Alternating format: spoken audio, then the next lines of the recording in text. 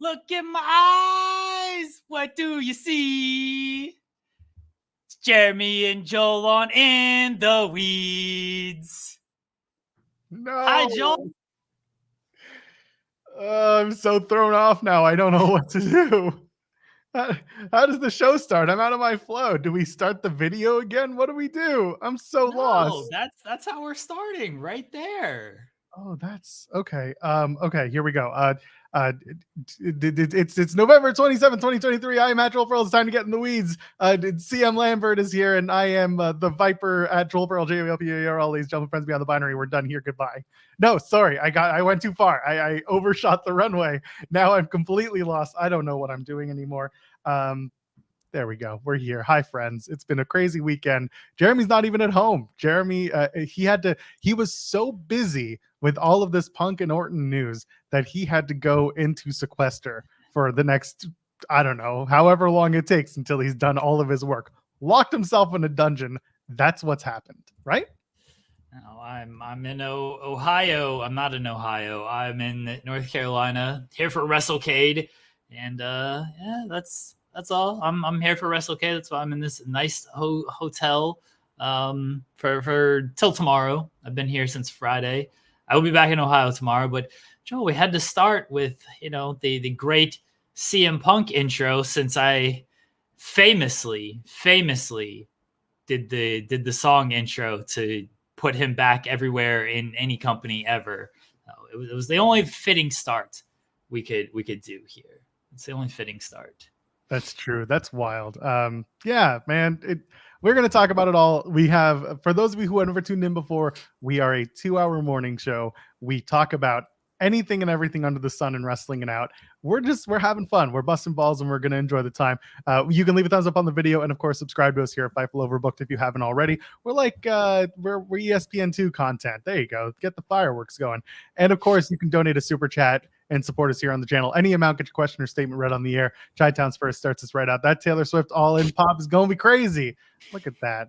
Are you ready for All In Taylor's version? I think I'm going to London early to make a week and go to a Taylor Swift concert. Okay. And then go to All In. This is my tentative plans. That's my tentative plans. We'll see if it works. We'll see if it works. Hey, speaking of London and the UK and everything, at 10:30, scheduled to join us from AEW is Kip Sabian. We're looking forward to that. He has the link. He knows where to find us. 10:30. We're hoping he comes and joins us. He put out a tweet not too long ago being like, hey, I want to do some interviews. Who do you want to see me talk to? And a bunch of y'all tagged myself and Jeremy and said, you should go talk to these guys for some reason. And here he is. He's planning to do that. And I think he's also, I'm hoping, and I think I've said this a few times, I'm hoping he's going to talk to the Wrestle Talk crew because of that one fellow who looks exactly like him. I need a little bit of like the two of them looking in a mirror and just being like, whoa, what happened? And they do it in the accent too, because UK guys. But anyway, looking forward to hopefully welcoming Kip in about 25 minutes on the channel. I hope so. I get very scared about these interviews, Joel, especially if I don't have communication with people like the day before. And so we hope Kip's going to join us, everybody. We had it scheduled.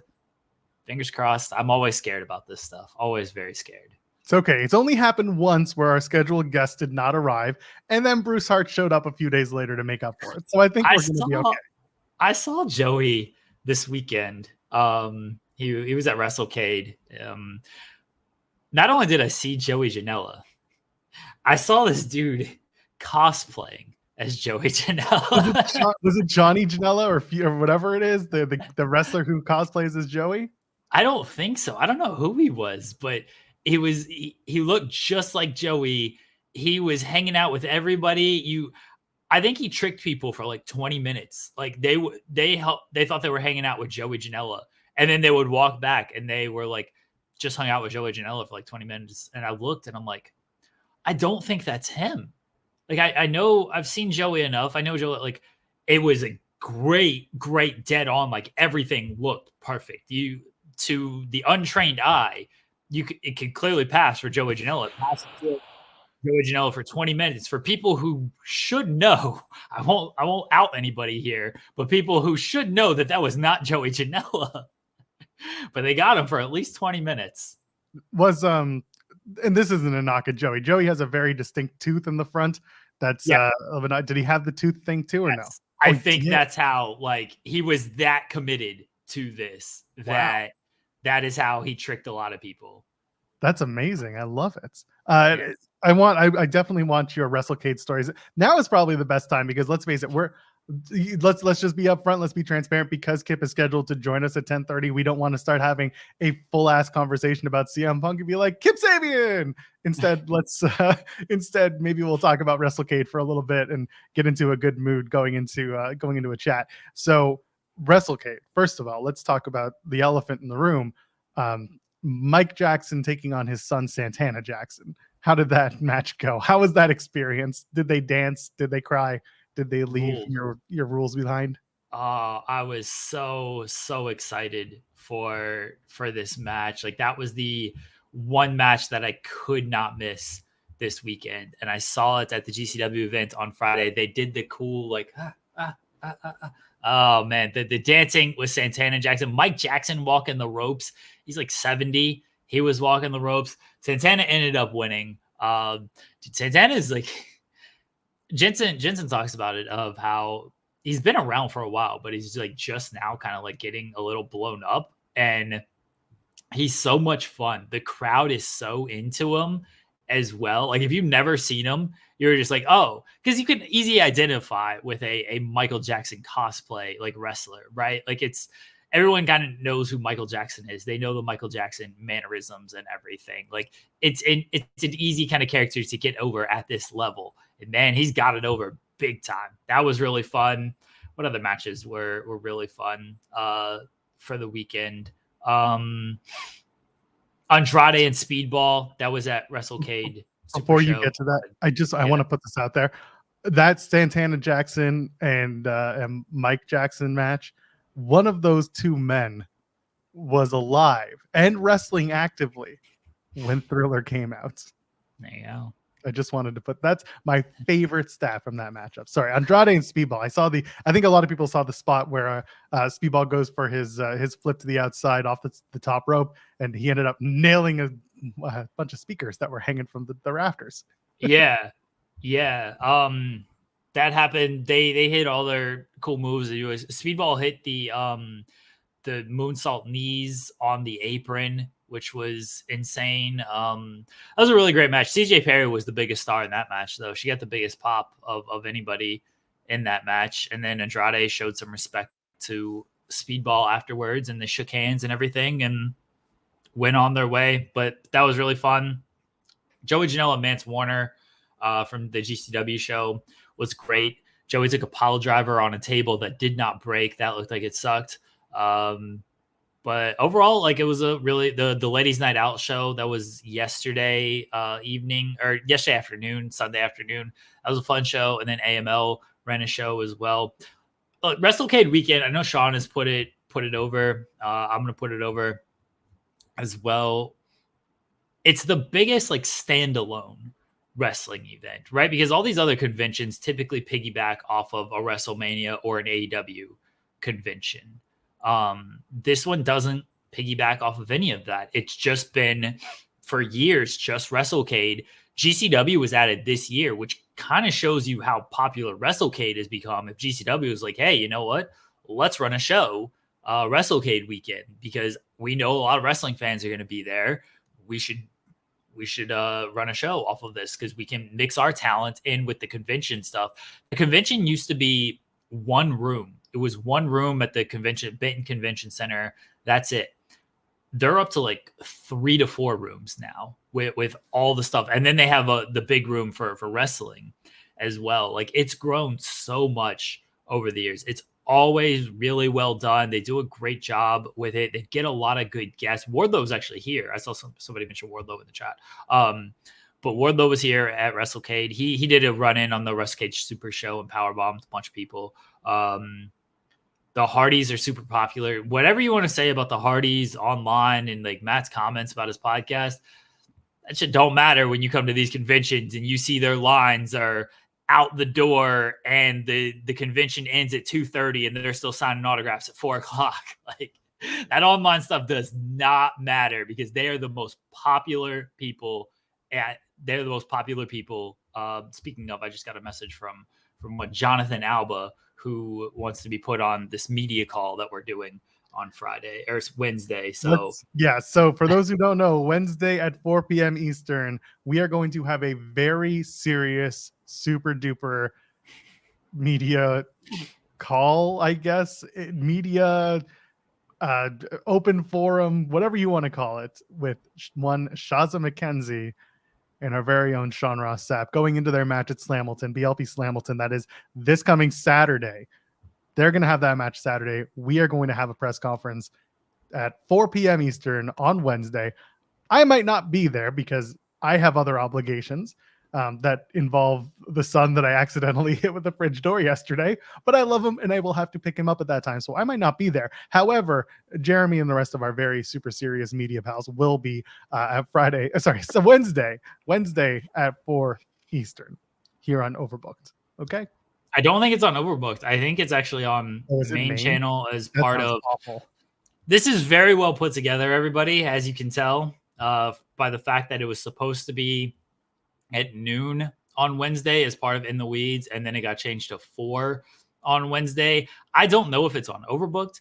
I don't know if it's like the end of the hump because the hump is from 3 to 4. And I think that was the plan, is it might be at the end of the hump. I have no idea where this media call is taking place. It might be on youtube.com/Fightful. It might be on FightfulOverbook.com.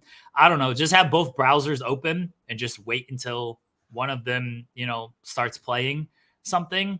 But yeah, okay. See, Ryan says it's main channel based on Sean's. I think it's main channel as well. I think that it is now main channel. So someone needs to tag Jimmy Van, super serious media man, Jimmy Van, and ask him if he will be sticking around after his show on Wednesday to participate in this very serious media press junket obligation thing. We should get a question from Jimmy Van, right? Wouldn't that be hilarious? Like we should, and Jimmy should just be the most oblivious of this entire run. Of everyone doing this, like, wait, Sean's doing a match? When did this happen? What's going on here? Just let Jimmy be completely unaware of what's going on and be like, why am I here? I hope I don't know who else is going to be on this media call. I've gotten a lot of inquiries, so anybody who's inquired will be on it. I want to get Thurston on to do a bit of like get the numbers. The show's taking place on Saturday. Are you worried about the competition from AEW Collision affecting your demo rating and your ticket sales? Like I want Thurston to come on to do that bit. I could probably reach out to Brandon and be like, hey, can you ask about like the ticket sale numbers and stuff on this? You might get him. You have a very good chance of getting him because him and John Pollock do their show at the same time as Jimmy and Sean, and they go about an hour 15. So you might be able to get them like coming off, just get them the link because they'll be set up and ready to go. So you might get a 2-for-1. Get John Pollock and get Brandon Thurston. I'll message both of them. I'll see. Let's go. Let's make that happen. John Pollock is going to take my place as the Canadian in the room for that show. Jimmy Van might as well, but he doesn't count in this case. We need a full Canadian influencer on this super serious media call. I don't even know if Shaza knows this thing's happening either. Like that's what I'm also worried about is like, does Shaza McKenzie even realize what she's like showing up to for this? I hope she takes the call like and I don't mean this weirdly, like in bed, just being like, I was just taking a nap. What are we doing here? I've had a hard day. What is this? She should just come off of training. I don't know if she's training for this match. I don't know if Sean's training for this match. I'm gonna be at this match, by the way. Like I'm making the towns, brother. I'm gonna show up to support Sean. I'm gonna chant. I got an idea to chant like holy shit. We're past 5 minutes. I can say that, right? I got an idea to chant. The big like before the bell rings and the crowd goes because it's just like the moment in time, like before like Daniel sent Omega. Like holy shit. That's what I'm gonna chant that like during the face-off of Sean and Shaza before the bell rings. Very excited to chant that. For those of you who will be in attendance at Slamilton, do not forget, you have to chant "Fight Forever" to Sean and Shaza, so that legally they will have an obligation to quote "Fight Forever." I want to chant "Justified." This is awesome. Seems long. Like the whole thing, like "Justified." This is awesome. Chant "Justified." This is awesome. Chant. That flows, right? I don't know if it flows so much as it is a bunch of words you strung together in a chanting formation. If you're attending BLP Slamilton, bring a sleeping bag, because these shows are about 20 hours long. And so I thought you were going to mention it was like, because I know that Sean is doing a lot of work with NAMI, and I thought maybe they were like doing a drive for people who are experiencing homelessness and like need a sleeping bag through the winter months. And you're just like, nah, these shows are long, bro. These BLP shows are like 20 matches.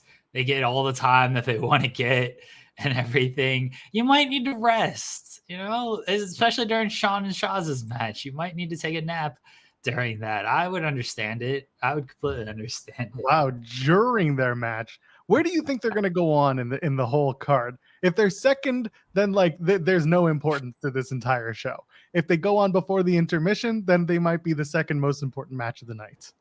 Where do you think they'll get slotted? I hope they are the opening match, and then I got a 5-hour drive. I don't know if I'm going to stay like overnight. I hope they're the opening match, and then I can watch the match. I can say hi to people I would like to see at the show. Like Dominic Garini's going to be there. Matt Brannigan's going to be there. So I can, say hi to them and everything. And then I can maybe head back a little early. Let me tell you, Joel, I'm not going to lie to people. I don't love wrestling. I think people know I don't love wrestling, but I love this business. I don't want to spend my off time watching wrestling. That just doesn't sound like, oh, I got time off. You know what I'll do? I'll watch more wrestling in my time off. That's a lot of wrestling to consume. And so it's not really what I want to do. So, we'll see. I fully understand it. And that's a lot of wrestling for that show. So I don't know if you're going to stick around for the whole thing. You might need that sleeping bag more than anybody else. Yeah, probably. Honestly, probably. Anyway, once again, Kip Sabian is slated to join us in about 10 minutes. So this is us kind of catching up over the weekend before we get into the real talk. Did you get a chance to watch any of the Collision and everything? Someone in the chat saying too much wrestling. There is such a thing, my friend. There is such a thing, brother. I had multiple screens going on Saturday night. I watched all of Collision, actually. And I watched Yuta and Shibata from Rampage. I watched that. I didn't watch anything else from Rampage. If I need to, somebody please tell me. But I caught the end of that, and I caught all of Collision. Like, it was on. I saw it. I should probably get a little maybe deeper into it. But yeah, I got it. I saw it. What happened? I mean, Adam, your favorite, Adam Copeland, decided that he can't do it anymore. He's got to take matters into his own hands. He's got to flip the kill switch by smacking it on its head a few times. Well, let's talk about Adam Copeland real quick. Your favorite wrestler in the world. It's not a turn at all. It's not a turn. He just got a little more edgy, to pardon the pun. This is honestly, like, I much prefer this over what he was doing for the first almost 2 months now, because I thought he had lost the plot coming in of, like, you have seen this man be a despicable asshole and turn children against their mothers and everything. And you've seen him bury already dead fathers. And you're like, oh, it's time. It's time to be a tag team. Like, have you not watched any of the programming before then? I thought that was way off of what they wanted to do or what they should have been doing. And now he finally is like snapped and is like, all right, if you don't want to. It feels weird of like he's just doing all this because he wants to team with Christian, though. Wasn't that the original point of this. He came in to team with Christian, and now he's being a jerk to everybody because Christian won't team with him. Basically, he's been being a big old crybaby bitch about things, and this is the way he's going about it. I'm a little like, it's not confused or anything. He challenged Christian to a TNT title match on December 6th in Montreal, which is like the perfect place for these two to have a match because the Canadians, of course. But like, this is a hot main event in terms of like Canadian AEW fans going to Montreal to watch a show for the first time because they've never been there. I do appreciate that they're trying to do that. What were your thoughts when you saw Copeland be like, no, you know what? I tried to play nice, and now Christian, I'm just going to beat your ass. Is this a story beat worth doing, or do you think they'll still go back to I want to be your pal? I think that's the story they kind of had to do after Christian was like, no. What else were they going to do? Just Edge trying to continue to reason with him as Christian does all of this like horrible stuff to everybody. Then I would think like Edge, I would continue to call Edge a bitch probably. But I didn't think the story was good when he first came in and they tried to do that. I thought it should have originally been like, what are you doing? You're out here acting like a jerk and, backhand him. Be like, this is not the Christian that I know, and like go in and just start beating his ass. I didn't like the sympathetic, like, oh, it's time. I thought that was stupid to begin with. No, I like this little crazy edge of like, all right, screw all this. Like, you're being a dick. Now I'm gonna have to beat this sense into you. Now I'm gonna take what you have because you don't want to team with me. But if the end of all this is just them teaming up, I don't got a whole lot of use for an Edge and Christian tag team in 2024 by the time they actually get to it. I just don't. Maybe that's just me. I understand a lot of people are, I understand that a lot of people like the nostalgia of it. Like I totally get that, but I don't have time for an Edge and Christian tag team. I get it. There's a nostalgia there that just like the Hardys, it would grow and so many people would be a fan of it. So I kind of get that it's inevitable, and I think a lot of people would enjoy it. I love that, 2021, Frankie Kazarian is like, I am the Bullet Club hunter. And now in 2023 to end he's basically, Edge is like the patriarchy hunter. He's going after everyone who's aligned themselves with Christian. That's fine. You know what? I want a match of Adam Copeland and Nick Wayne. I was about to call him Nick Cage because of the fatherhood. Yeah, Nick Wayne's got to win. That's the thing. Nick Wayne's got to get the dub, and maybe you have Christian get involved a little bit. This is the one story where like that sports entertainment-y shenanigans get the win thing like doesn't hurt it because it just enrages Adam Copeland even more. And then you get to the story in Montreal, and I don't even know if Adam Copeland should win the TNT title there. I still think there's meat on the bone with Christian and with Killswitchosaurus. Like, there's a lot that's going on there that could work out. But the match itself, I'm looking forward to it. Copeland and Cage in WWE didn't have great matches, but they were also 15 years younger at the time. So I would like to see how that looks nowadays. Could be a totally different dynamic. I think it'll be good. Sorry, everybody. I think I'm not the biggest Adam Copeland person. I don't have a lot of time for his matches because I don't always think they're the best structured. But I love Christian, and I think they'll try to make it good.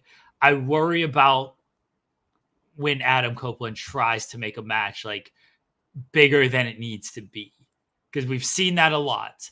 And sometimes it doesn't need to be this grandiose thing. Sometimes it needs to live as what it is. And then it's a better match because of it. But I do think it'll be good. Christian's great. Copeland, I don't want to come off like I'm too harsh against him. Like, he's fine. He's fine. I'm just not the person who thinks he's this big top level player that a lot of people like and have memories of. You know what's funny is that I kind of built this thumbnail around my thoughts on watching the Spotlight, because I'll just plug it this Thursday. Y'all are not going to want to miss the spotlight because CM Punk, Steven Jensen has a lot to say about that, and he's already let a lot of it spill on the Weekender, and he promises to spill more. So there's your early gift right there. Will Chisholm sent a super chat saying Adam Copeland Edge feels like the boyfriend whose ex won't take him back, so he's acting out. There is a bit of that. I get that feeling. How about you? I can see it. He's like, oh, this is your new man. I'm gonna ruin this dinosaur. This is your sugar daddy. I'm gonna ruin this poor kid. I can see it a little bit. I hope Mama Wayne kicks him in the dick though for concertoing her son right in front of her. I hope Mama Wayne does not stand for that. Stand up to this man, Mama Wayne. Could you imagine a spot at the end of that match in Montreal? She costs Adam Copeland the match, kicks him square in the dick, and then they go off air, or that segment ends with Christian and Buddy Wayne's mom like grossly making out. Just tongues all, like, I'm talking like Trish and Christian levels of just She agrees to it. That is. Oh yeah, it had to be absolutely consensual and planned. But yes. It's acting. It is acting. I hope I have good news. Okay. I'm getting stuff. See, we don't have like a producer here on this show. Like when we get on like a Sirius XM or a high level radio show, we will one day. We're gonna replace Busted Open. Yes, we will become Busted Weeds. Open Weeds, Busted Open in the Weeds. We're never gonna replace that show. They get like actual like wrestler talent to be like co-host and host and stuff. But we could do that if we tried. What if Marco's just hanging out waiting for a call? I love you, Vinny. I love you. What if they offered us? They're like, we want you guys to do your show, but it's 12 to 2 now instead of 10 to 2 or 10 to 12. What time do we do this show? 10 to 12. We're on right after Busted Open every single day, Joel. I mean, our numbers would be awful, but the money might be better.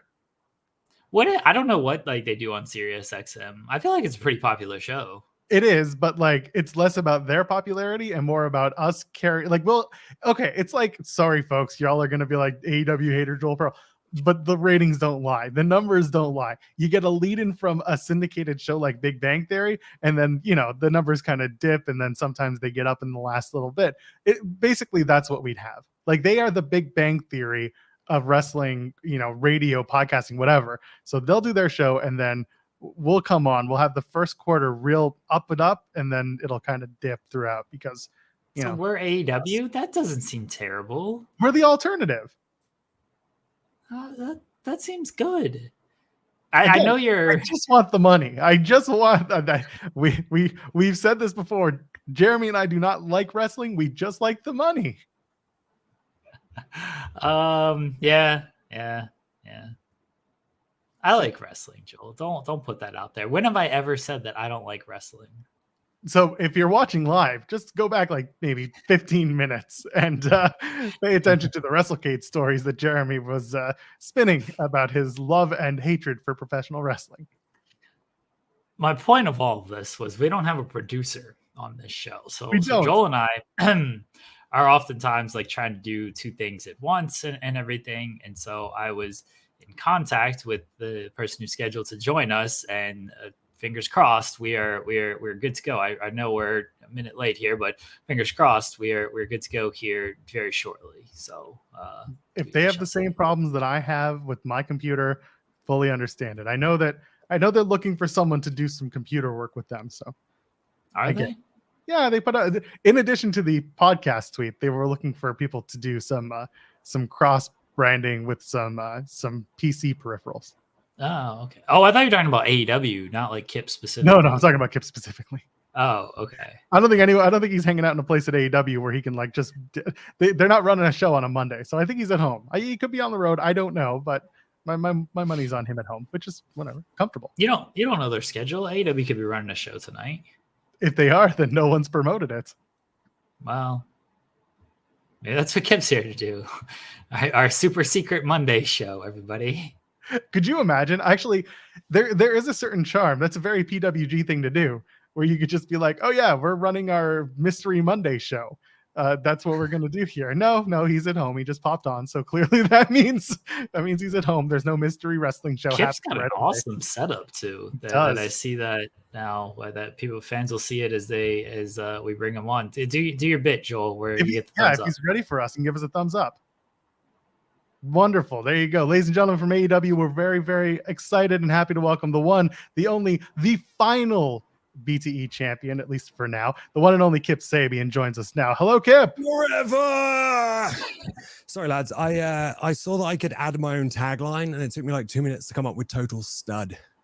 I get it. That is how I feel every time I do this show. I always think of what's my headline going to be today, and I sit there for like 5 minutes to try to come up with something, and then people get what they get out of it.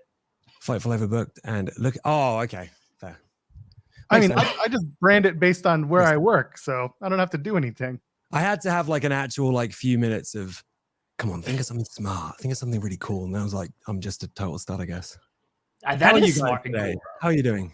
We're great. How are you, Kip? Thank you for joining Very us. good. I just had to let the dogs out, so I'm out of breath. How many dogs do you have, and what kind? 2. I have a Cavalier King Charles Spaniel, who is the most dopiest dog on planet Earth, but she's lovable. And Oscar, who is a Papillon. So he's the tiny little boy. If you've seen Mick Foley's dogs, it's the same dogs as Mick Foley. We're gonna have to get them to make an appearance if we can. There's one to grab them at some point. I'll get Liv to let them down into my man cave. Oh, let's go. I love it. Speaking of your man cave, my goodness, you have one hell of a setup. Thank you. Was this something that was cultivated like during the pandemic? Was this like a labor of love? Like, how did we get to this point?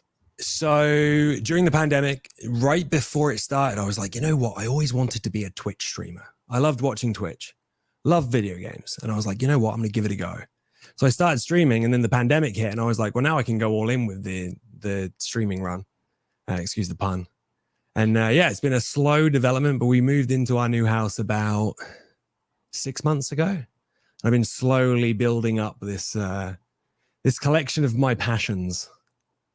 Yeah, I'm seeing everything. I see all the Star Wars influence, the Marvel influence. I see the Green Goblin hat up there. Yo, awesome. Wait, I got to get the Green Goblin mask real quick. Could you? This is probably the greatest gift that Liv ever got me, and it's.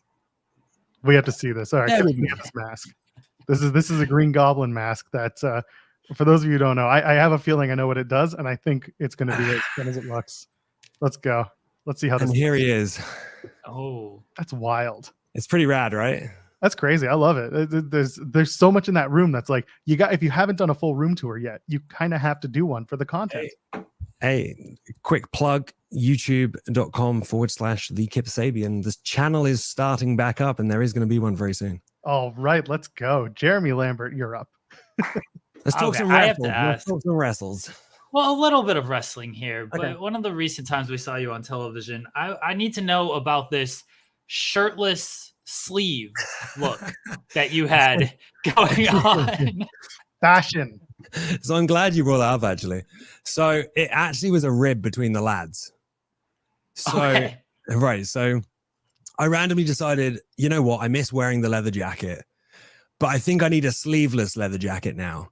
So I went to the wardrobe department, and I was like, can you just take the sleeves off this jacket for me? Because, I don't want to do it myself. And they were like, yeah, no worries. So they cut the sleeves off. And then I just put the sleeves on thinking, you know what? Let's just make a joke about it. So I put the sleeves on, and I'm like, actually, I think this looks kind of good. So I'm like, let me just test this out. So I walked down to the ring where everyone's hanging around the ring, and I was like, is this sexy or not? And 99% of the lads were like, it's making me feel things. So I was like, you know what? Let's see if we can make it work. So they added like the little strip at the back. And I don't think anyone ever thought I was going to wear it. And then that day I was like, you know what? Screw it. So I just put it on and pretended it was high fashion. And now it's my usual go-to. It was amazing when I saw you, and I was like, only only a few people could pull that off, and you were certainly one of them. I want to know who was the 1% that was like, I don't know about this, Kip. I'm not feeling anything from it. Who was the 1% that felt nothing? Because I have a bone to pick with this person. Oh, I don't know if I can go in. If I can out someone like that. You know what I mean? Oh, I think you can, and you should. That's just I don't know, boys. I don't know. We're given some. I'll be seeing a bunch of articles saying Kip Sabian destroys insert person I can't talk about. Actually, to be fair, I'm going to be honest. I can't remember who it was because as soon as they said I'm not sure if it works, I think I just ignored it because I wanted to hear the positive ones. I was probably going to do it either way. But yeah, I'm enjoying messing around with the comedic side that I've always had inside, I guess. I've got a question just relating to how we got here. You know, you had sent out a tweet being like, I want to do more interviews, more podcasting conversations. What got you to that point? Because, you know, you could always do media, you can always get out there. What made you make the change now? I think it was probably, so I'd recently, as I partially mentioned earlier with the YouTube, I started really putting some time into my streaming again because I'm really enjoying doing that. And I like being able to have that. It's like another level of my fans that I can interact with on a personal level, to the point that most of the people that are regularly in my chat or my subscribers or people like that, I pretty much know them on a personal level through the stream now. So I really enjoy that kind of interaction because, as you guys are probably aware, the internet wrestling world can be a bit of a minefield of different responses sometimes. Stop it. No, it's not. Stop it. So I was like, you know what? I like talking and I really like talking about wrestling. And I know that there's a lot of guys like yourselves that want to talk about wrestling and want to have people on to talk about wrestling. So I was like, you know what? I'm just going to put it out there and see what response I get. And yeah, it was a little bit overwhelming with the amount that I managed to actually get. But thank you to the media department for actually managing to sift through and work everything out for me. I have a full day today. So yeah, it's, I don't know. I just wanted to talk more about wrestling. You know, it's been my life's work, my life's passion. And the more I can talk about it, the more excited I get about it. Well, lately you were teaming up with Butcher and Blade, and then most recently with the Workhorsemen. Let's talk about these teams that you are currently forming trios with. Who are you loving working with? Because I know, like I said, the Workhorsemen and Butcher and Blade. Is there anyone else in the back that you're really wanting to tie up with? Oh, that's a good question, actually. So the Butcher and Blade thing actually came around completely out of the blue, really. Let's talk about that. That's fun. Sure. So Butcher and Blade are two of the nicest human beings on the planet. Like, they are literally the nicest human beings, which is crazy considering they look like they would murder you instantly if you just looked at them wrong. So we, over the last, especially during the pandemic, we formed this really strong, like, close friendship bond. And we'd always, like, we'd comment on each other's matches and we'd give each other feedback, and we'd always be like talking, hanging out outside of the ring. And then when Liv started teaming with Bunny, and they were then having that connection, it was strange because I was aligned with Liv and they were aligned with Bunny. And then when they were teaming together, it was almost like, you know, like when you have those friendships where it's like, it's, I don't know, it's your partner's friend, and then you go to hang out with them, and then you and their significant other have this like, well, I guess we kind of should be friends at this point. Like, you know, that's how all of us work with Ross Sapp. We're all just friends with his partner, and then the rest is we just work with him. He has no friends, no actual friends. No actual friends. Okay, I can believe it. No, I'm joking. Yeah, so we just started hanging out more, and we became really close friends. And we had this idea where maybe we would end up, you know, doing some stuff together, because originally, there was talk years ago, like within the first year when they came in, of the stuff that I was doing at the time with me, Liv, and Jimmy, and then them joining us and having like this big unit. And then obviously everything happened, and that got, you know, segued away. And then it was when me and Orange were doing the feud over the International Championship now, I had, not the All Atlantic Championship. That we just had this idea of, you know what, he's got all of his friends. I need some kind of backup to really push this story home. And it just was the perfect time. Those guys came and did the jump for me. And since then we just gelled and worked together. The Workhorsemen, again, I've known those guys since the old Southside days in the UK. We always talk about the fact that the first time I ever met them was in Nando's, where we did a Southside show. And I said hello and shook their hands like you always do, you know, good brother stuff.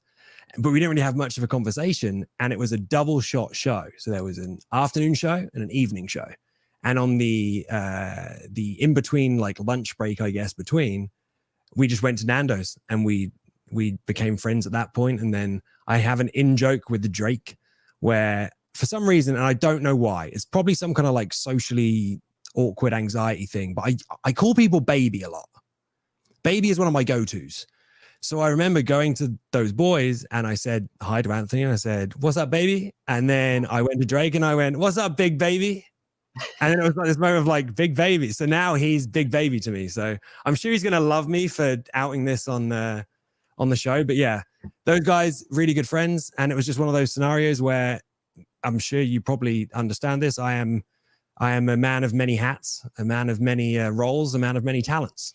And it was just one of those days where they put us together and it gelled. And, you know, I'm just enjoying trying all these different things out. I want to go back to March of this year, where you did team with Butcher and Blade to take on Darby Allin, Sting, and Orange Cassidy. Sting coming up on his retirement. Sting's my favorite wrestler of all time. One of the big reasons I am a wrestling fan. So any memories from this match? Any Sting stories? Just wrestling Sting, being in the ring with Sting. Like, what was that whole match like for you? So when I was a kid, I didn't really understand wrestling too much in terms of the interpromotional wars, the Monday Night Wars, this kind of stuff. So I was watching wrestling, not really taking in that these were two different shows. It was just, I was watching it for the wrestling. I knew that I liked Jeff Hardy because he looked cool and he did flips. And I just enjoyed watching people fight. And I said to my dad, "Dad, I really want to go and be in the crowd at a wrestling show. Like, I'd love to go." And my cousin and my uncle, they were going to go and see a show. So my dad, not really knowing much about wrestling either, was like, let's take him along. So they took me along to this show, me thinking it was a WWF show. And I turn up and I didn't really recognize anyone. And I was really confused as to why the guys that I'd seen weren't on the show. And it was a WCW live event. So at that show, my uncle bought my cousin a, like, you know, those the foam belts they sell on the merch stands? Yeah. Oh, yeah. A Sting championship belt. And I didn't get one. And I was heartbroken. It destroyed me. And then about 3 weeks later, my dad bought me this belt. And I still have it, actually. And it's the miniature-sized version of the World Heavyweight Championship with Sting written on it. So I've had that. That was like my first piece of like wrestling memorabilia, I guess, was this Sting belt. So from that point onwards as a child to then now getting to wrestle Sting was just unreal. And he is so good, especially at this age. He's so good and he just wants to wrestle. And for me as a wrestler, the one thing that I respect more than anything is not just like the body of work that people have done. It's how they treat wrestling. And he's still so excited to wrestle. He's coming up with all these different ideas and these spots and he just wants to go. Whereas Sting, being as, you know, decorated as Sting is, he could literally just walk through the curtain, stand on the tag rope, wait for a hot tag, come in and do a couple of clotheslines and a body slam, and people would still be happy. But he doesn't want to do that. He wants to go out and do all of these different crazy spots to show that he's still, you know, working at that level. I think my favorite story from that match, though, is Sting being the one that wanted to do Orange Cassidy spots, which I think was the most amazing thing ever, where I'm climbing to the top to go and do a top rope maneuver, draw it out of the bag, and Sting does the slow roll to one side, and then I move over, and then he does the slow roll to the other side. And it was so hard not to just cry laughing and just, you know, explode with excitement, because it's such a surreal moment that I think you can't really be a wrestler without being a wrestling fan, in my opinion. You can do it, but I think the fans can tell it's false. Do you know what I mean? So you have those moments where you have to remind yourself of like, I get to work with Sting, you know? I get to work with Dean Malenko, who's like one of my favorite wrestlers of all time. You know what I mean? Having that on hand for advice and feedback. And when they, you know, they support you and tell you, you know, how good you are, that's such a big like moment that you kind of have to pinch yourself sometimes, which I don't think a lot of wrestlers will talk about, because we all have this egocentric persona that we have to put off of like, I'm on the same level as these guys. But Dean Malenko, you know what I mean? You've got to have that spark in wrestling. So yeah, the match with Sting was amazing. I've got to do it with a bunch of my heroes, which is, you know, tick that off the list. I've got a list that I'm not going to go through with you guys that I'm very close to finishing of guys I wanted to work, which is pretty rad. Is there anyone notable that's still on that list? Motor City Machine Guns. Okay, let's go. Motor City Machine Guns and Kota Ibushi. Oh, and okay. I've pretty much given you my list. Damn. Well, look at that. We just got there it is. Well done. Yep. Kota Ibushi and Motor City Machine Guns. Okay. We gotta get your tag partner to take on Motor City Machine Guns. Who are you gonna take? I'll take Will Ospreay and we'll reunite our youth tag team Mile High. There you go. What are you guys doing in January in Vegas? You can get loaned out for a weekend. I got some time for y'all. Hey, you know. Let's talk about the box. I know everyone wants to talk about the box. Oh yeah. Was it ever lonely just hanging out there for a little bit, wearing the box, and you know, people kind of walking by not knowing what to do with you? Did you ever feel like this wasn't going anywhere because you were coming off of injury? You're standing outside with the box. I saw you at the first Grand Slam, and some people had noticed you and they were taking photos with you. But like, you're standing there. What's the feeling when you're just standing outside wearing a box on your head? So it was probably, and it's weird to say this after like 15 years of wrestling, but it's probably one of the most fun experiences I've ever had. It was therapy. Let's call it therapy, because we've talked about this before, so it's not like it's any new news. But during that time, I was in a very dark place before then. There was a lot of things that had gone on outside of the ring. Obviously, me and Penelope had, why did I say Penelope? That's so weird. Me and Liv, we'd had the miscarriage and we were in a very dark place with that. Obviously, I'd come back from this injury that I was out a lot longer than I thought I'd be out because of how bad my shoulder was. So I had wrestled since I was 16. And I think the longest amount of time I'd been away from a wrestling ring was maybe like 2 or 3 weeks in that entire period. So to go from, 10, I can't remember the time frame, but 10 years of not really being away from wrestling to now having like 12 months away from wrestling is what I was expecting to do was hard. And I was sitting at home and I was watching the show every week. And I don't know if that was the right move, because when you're unable to do anything, like you're not able to do anything, it's really hard to like watch something that you're so passionate about knowing that you can't do it for an extended amount of time. I'm a big Shia LaBeouf fan. I think he's an amazing actor, one of the best actors of most generations, to be honest. And he did a stunt when he was going a little bit, kooky, where he put a bag on his head and it said, "I'm not famous anymore." And it was for the red carpet of Nymphomaniac. And it was this weird life art stunt. And then he did a couple of like life art stunts in this paper bag. He did the one where people would go into this room that was just filled with his things individually. And he was just sitting there with a bag on his head. And they were there for 10 minutes and did whatever they wanted to, interact with him. And then they left. And it was just this weird life art stunt. And I was like, I need something creative because I'm losing my mind. So I thought, you know what? All Out 2021 was coming up. I was like, you know what? Maybe I could do this life art stunt, because also with wrestling, it's so easy to get left behind. It's so easy to be forgotten. And that was my fear too. We did the angle with Miro. And then a week later, there's no mention of any of that. And I was like, at that point, your brain starts turning. And I was pretty, annoyed about that. I'd given myself up to have him, you know, attack me. So I had a reason to go away for surgery. And then now we've forgotten about what happened. And it started to really mess with me. So I was like, I need an outlet for that. So I created this idea, went to All Out 2021. It wasn't going to be a box. It was going to be a bag. But the driver, Shane, who I have to give credit for the box, was driving me to the meet and greet, the signing, the convention. And I was like, man, I need a paper bag. I had a tuxedo on. I need a paper bag. He goes, okay. So we'd go in all these stores. No one had a plain paper bag, which is crazy to me. We finally go in UPS around the corner. And I'm like, have you got a brown paper bag? And they go, no, but we've got a box. And I was like, okay, do you have a box that will fit a human head? And they look at me like, Fortress words, Kip. why is this man asking for a box that will fit a human head? And they go, maybe this one. I'm like, okay. So they give me this box and I put it on my head and I go, yeah, that'll do. Do you have a box cutter?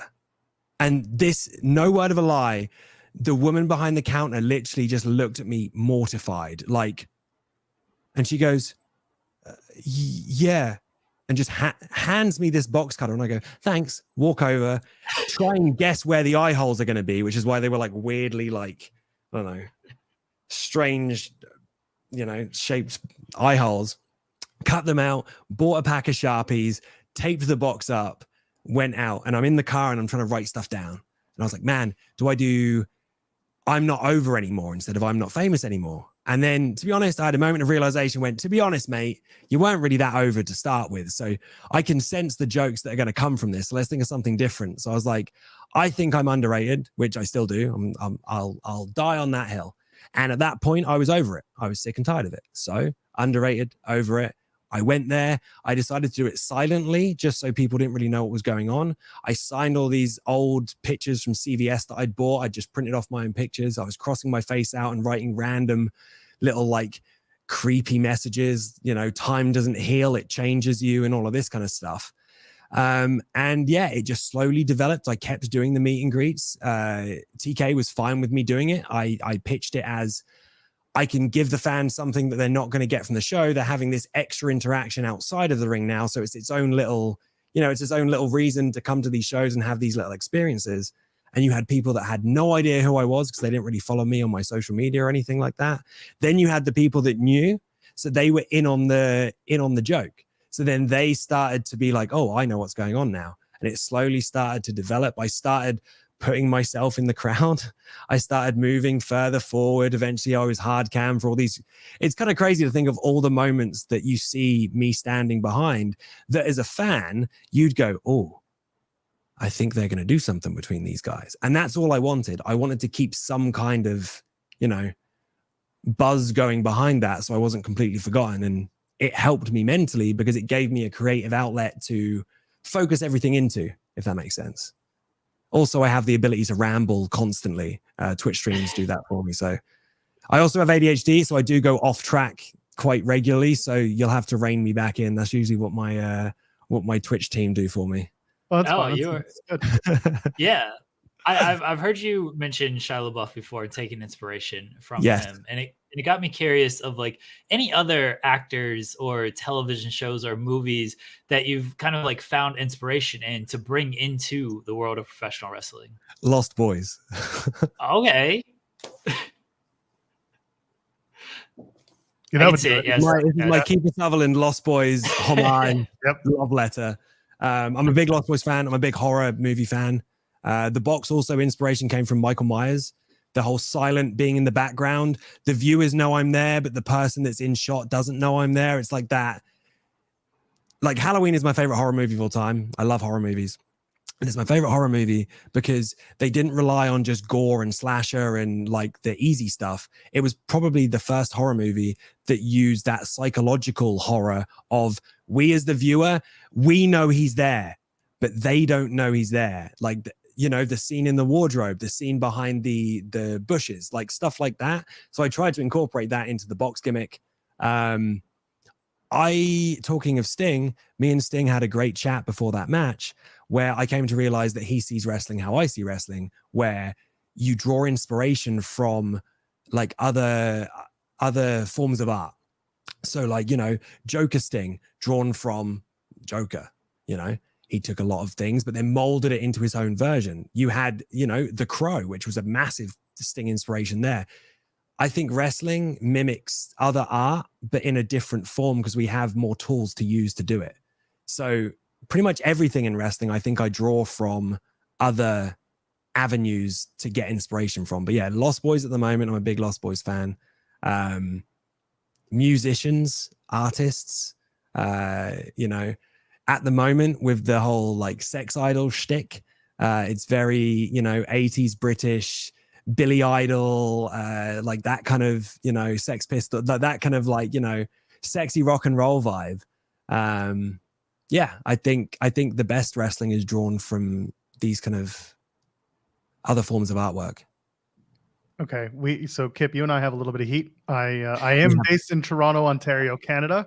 I am, however, from Ottawa, Ontario, Canada. Oh, I see. What the hell is this? Hey, let's go, Lee. What are we doing here? Why Hey, I am like the rest of us? Right, so I am a very strange sporting fan.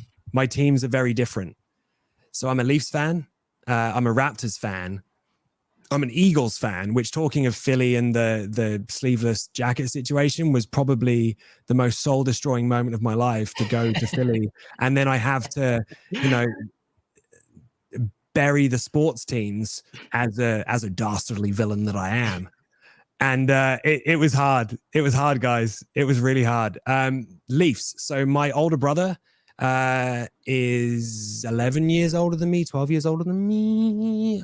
Jason, I'm really sorry that I forgot your exact age difference. But so he's lived in Canada pretty much my whole life. So when I was younger, he went to university in Canada because his mum is is Canadian. So he had dual citizenship. So he lived with us when I was a baby child. And then he moved there for university and he met his wife over there. And then he stayed in Canada and would, come over and see us. So when I was younger growing up, he would send me Maple Leafs jerseys. He'd send me Raptors jerseys. He'd send me Blue Jays jerseys. But I mean, I don't really like baseball. I've still not managed to come over to the baseball world. I get very bored very quick. But yeah, so he would send me these jerseys. And then as I got older, I would try and watch Leafs games from the UK, which is really hard because of the time difference. So I was having to illegally stream them on my phone at 2 a.m. or whatever time it was. So I would watch, Leafs games in that regard, but it's more of a homage to my brother, I guess, why I'm a Leafs fan. And also the jerseys are super comfortable and I'm all about comfort in my elder years. Well, I get that. I do. Listen, at least being a Leafs fan, it sets you up for years of understanding disappointment. So that's very true. It's a very good I can go back and watch Ty Domi fights, and that's all I want to do. That's fine. That's, you know what? Fights is what got me into hockey. I'm not going to lie. I'm not the biggest hockey fan on earth. I will occasionally watch the games, but I'm not like a diehard hockey fan. And I think it's because fighting got penalized more that I started to be like, well, now I can't watch the hockey fights. So why don't I just watch people fighting instead?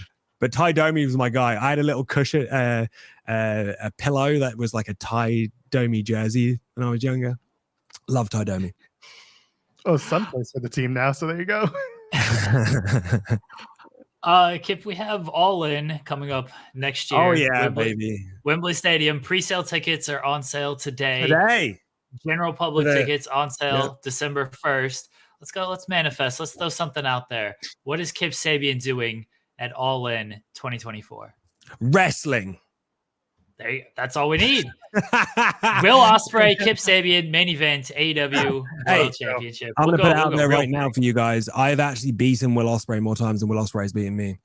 There you go. I beat Will Ospreay the match before he went to wrestle Kushida for the IWGP Junior Heavyweight Championship. The last match before he went away was against me, and I beat him. So, Will. Owed one. That's my claim to fame right there. Yes.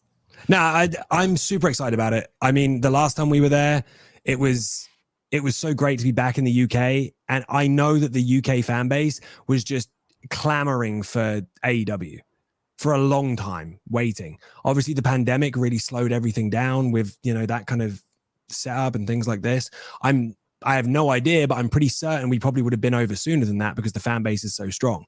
And obviously it went to show it when we completely packed Wembley damn stadium, which is, it's a pretty tall order to pack something like that for the first show. And yeah, I'm super excited for us to go back again. This time, hopefully, your boy will be wrestling as an Englishman. I would be lying if I wasn't somewhat, you know, there was a little bit of a break in my small shriveled heart not wrestling on the first show, but I had a really fun time doing the pre-show with Renee. That was, again, another feather in my hat for doing that as well, which was, I just want to learn everything about wrestling that I can. And that was a really fun situation to be in. And also, you know, me and Big Paul, we're good buddies. We're very good buddies. He gives me books that I should read. He's very knowledgeable, is Big Paul. And he definitely wants to be in a tag team with me. But, you know, I don't know if I don't know if I can carry Big Paul. No, I'm joking. Called Paul Babes. It'd be the super show. The no more B sex idol. I like that. The giant and the I don't know if the giant and the Sabian, the giant and the Sabian is that anything? David and Goliath bad. Super David and Big Goliath. You heard it here first, folks. Super David and Big Goliath coming soon. We'll workshop. Sex giants, a lot of sex giants. Sex giants. There we go. That gave me feelings. That gave me feelings. That did. Sex giants. Kip, as we start to wind down, and thank you, you've been very generous with your time. We have a little game we like to play here. It's called Partner, Promo, or Punch in the Face. It is a game where I give you 3 wrestlers, and you're going to pick which one you tag team with, which one you have a promo segment with on the microphone, and which one you want to punch in the face in a singles competition. This edition is former BTE champion. So here we go. Partner, Promo, Punch in the Face. Sammy Guevara, John Silver, Christopher Daniels. Okay. Partner Christopher Daniels, because Christopher Daniels is the reason I'm sitting here right now. He was the person who you know gave me the shot in Ring of Honor that helped me get to this point. So Christopher Daniels is my tag team partner. I also stole his Arabian moonsault. Promo. I'm gonna say. So am I promoing against this person? Yes, you're one-on-one. As deep as I want to bury them in a promo. There you go. Sammy Guevara, I'm going to promo against because I'm going to bury Sammy because I beat him in the first match. And then, I don't want to punch John in the face, but I'm going to have to punch John in the face. Everybody always has John. Sorry, John. My bad. So it's basically like, you know, F word, marry, kill, but like a wrestling version. Yeah, because you can't really have that game with other wrestlers that you respect and like, and, you know, it's a different story. So we do partner, promo, punch in the face. It's good. So people put this game over. He started this thing on a whim, and like everyone likes it, and I don't like that people like it. I need people to bury it. One of my favorite icebreakers that I try and do with people, because unless I'm like, you know, in that mind space, social anxiety is a thing that I will have. You know, it's the way it is. I like the 2 Truths and a Lie. 2 Truths and a Lie is one of my favorite icebreaker games to play, because you always find out some really weird things about people in those games. But yeah, no, I'm going to give you a point for that game. That was a good game. Ricky Shane Page called it a card game, so here we go. We're going to take it over. It's going to happen, Jeremy. It's going to be. I know it's upsetting. Kip, I want to feel this game, and then don't give you credit for it. Listen, it's that Reddit meme where someone says, I made this, and then the next frame it's like, I made this. We'll call it the Joel game. There you go. We'll call it the Joel game. There you sure, go. Why not? I'm going to change it. It's going to be the Joel game now. Kip, I want to put you over because I don't think people put each other over enough when they're doing these interviews. We talk about each other. We have flowers after, you know, time passes and stuff. So I want to give you some flowers on just putting yourself out there and doing stuff like this. I've said this before, of like, if you're not on TV or you're not being used in a certain way, like there are other ways to help out and there are other ways to do things. And you've mentioned you want to try to wear many hats. You're doing pre-show with Renee and everything. You're trying to do anything you can. Doing interviews, doing media is a way to just get out there, put over yourself, put over the promotion, and like that stuff looks good. So I appreciate that you put yourself out there of like, hey, I want to do interviews. Anybody out there, hit me up. And like that's just a way to be helpful and show value in a different way. So I respect that you did that. I appreciate that. For coming on the show that as well. very much. I appreciate it very much. I mean, if you guys ever want to do anything else, you just let me know. I appreciate it, Kip. Thank you. Let everybody know where they can find you on socials or on Twitch and all that stuff. Yep. So you every social is the Kip Sabian. And my Twitch is twitch.tv/the Kip Sabian. I'm actually going live later today once I've done my media appearances. YouTube.com/the Kip Sabian. I have a TikTok, but I don't run it. My brother does. So enjoy. Yeah, that's pretty much the socials. You can buy this t-shirt at shopaew.com. It's probably the coolest shirt ever. That's my face right here looking very mean. And it says my name in this corner with Embrace the Change. Beautiful hair on the shirt and just in real life as well. Just beautiful hair. They've been putting over the hair all through the interview in the chat. Oh, thanks, guys. Thank you so much, Kip. Thank you. No, for thank you guys us. for having me. Of course. Enjoy the rest of your day. Good luck with You too. everything. And too. we look forward to seeing you wrestling, beating Will Ospreay for the title at All In next year. Hey, you called it. TK, book it. There we go. There we go. Thank you, Kip. Thanks, guys. The one and only Kip Sabian, ladies and gentlemen. Go. Good time. What a great chat. Oh, Kip! I knew Kip would be a lot of fun. I've listened to a lot of Kip interviews over the past since he's been kind of doing them since he's been back, and he's always very personable, very like honest about things, and like, hey, he's a good interview. So I knew the interview would go well, and I did want to tell him on air that like I appreciate that he goes out there and he wants to get himself out there because there's different ways to show value if you're not being used on television consistently, and I think doing media, doing interviews is a big way to do that. So I hope the right people take notice of things like that. Yeah, absolutely. So again, we thank Kip for joining us. We hope he has a fun media day. And who knows? Listen, we made comments about us becoming the new Busted Open, and maybe Kip Sabian's gonna be our next guy because he seems to be all in, pardon the pun, on wanting to come back and hang out with us. So let's go. People love the partner promo punch. I can't stand it. I did not think this would get I didn't think it would get the traction it's getting, Jeremy. I put the work in. I didn't know what, because I was looking at ideas for Kip and I was like, what do I want to, I usually try to look for hometown or people they haven't faced or whatever. And like the only person that's from the hometown that he's built from is Big F and Joe. And I'm like, I run the risk of him being like, who's Big F and Joe? Because him and Joe are about the same age. Joe might be a little older, but like Big F and Joe's he's a deathmatch wrestler on the indies. He's known in CZW. He's done a couple GCW shots, but like other than that, I don't know if Kip is going to know. So I was like, you know what? We made references to the BTE title. We're going to do BTE champions. And I had a hard time trying to figure out which of the BTE champions I wanted to pick because I could have picked Trent. I could have picked Matt Lee. I could have picked a lot of them, but I was like, no, this is a motley crew right here. Let's go. Sammy Guevara had to be a part of it because it's Sammy. And he's synonymous with the BTE title for a moment in time. It was a good time. Really, really good chat. Really, really enjoyed Kip. Really good conversation. He put over Dean Malenko, which my wife was thrilled about. She's a big Dean Malenko fan. Yeah. He's wonderful. I didn't get to say this on the air, and I might send him a DM later, just because his DMs are open.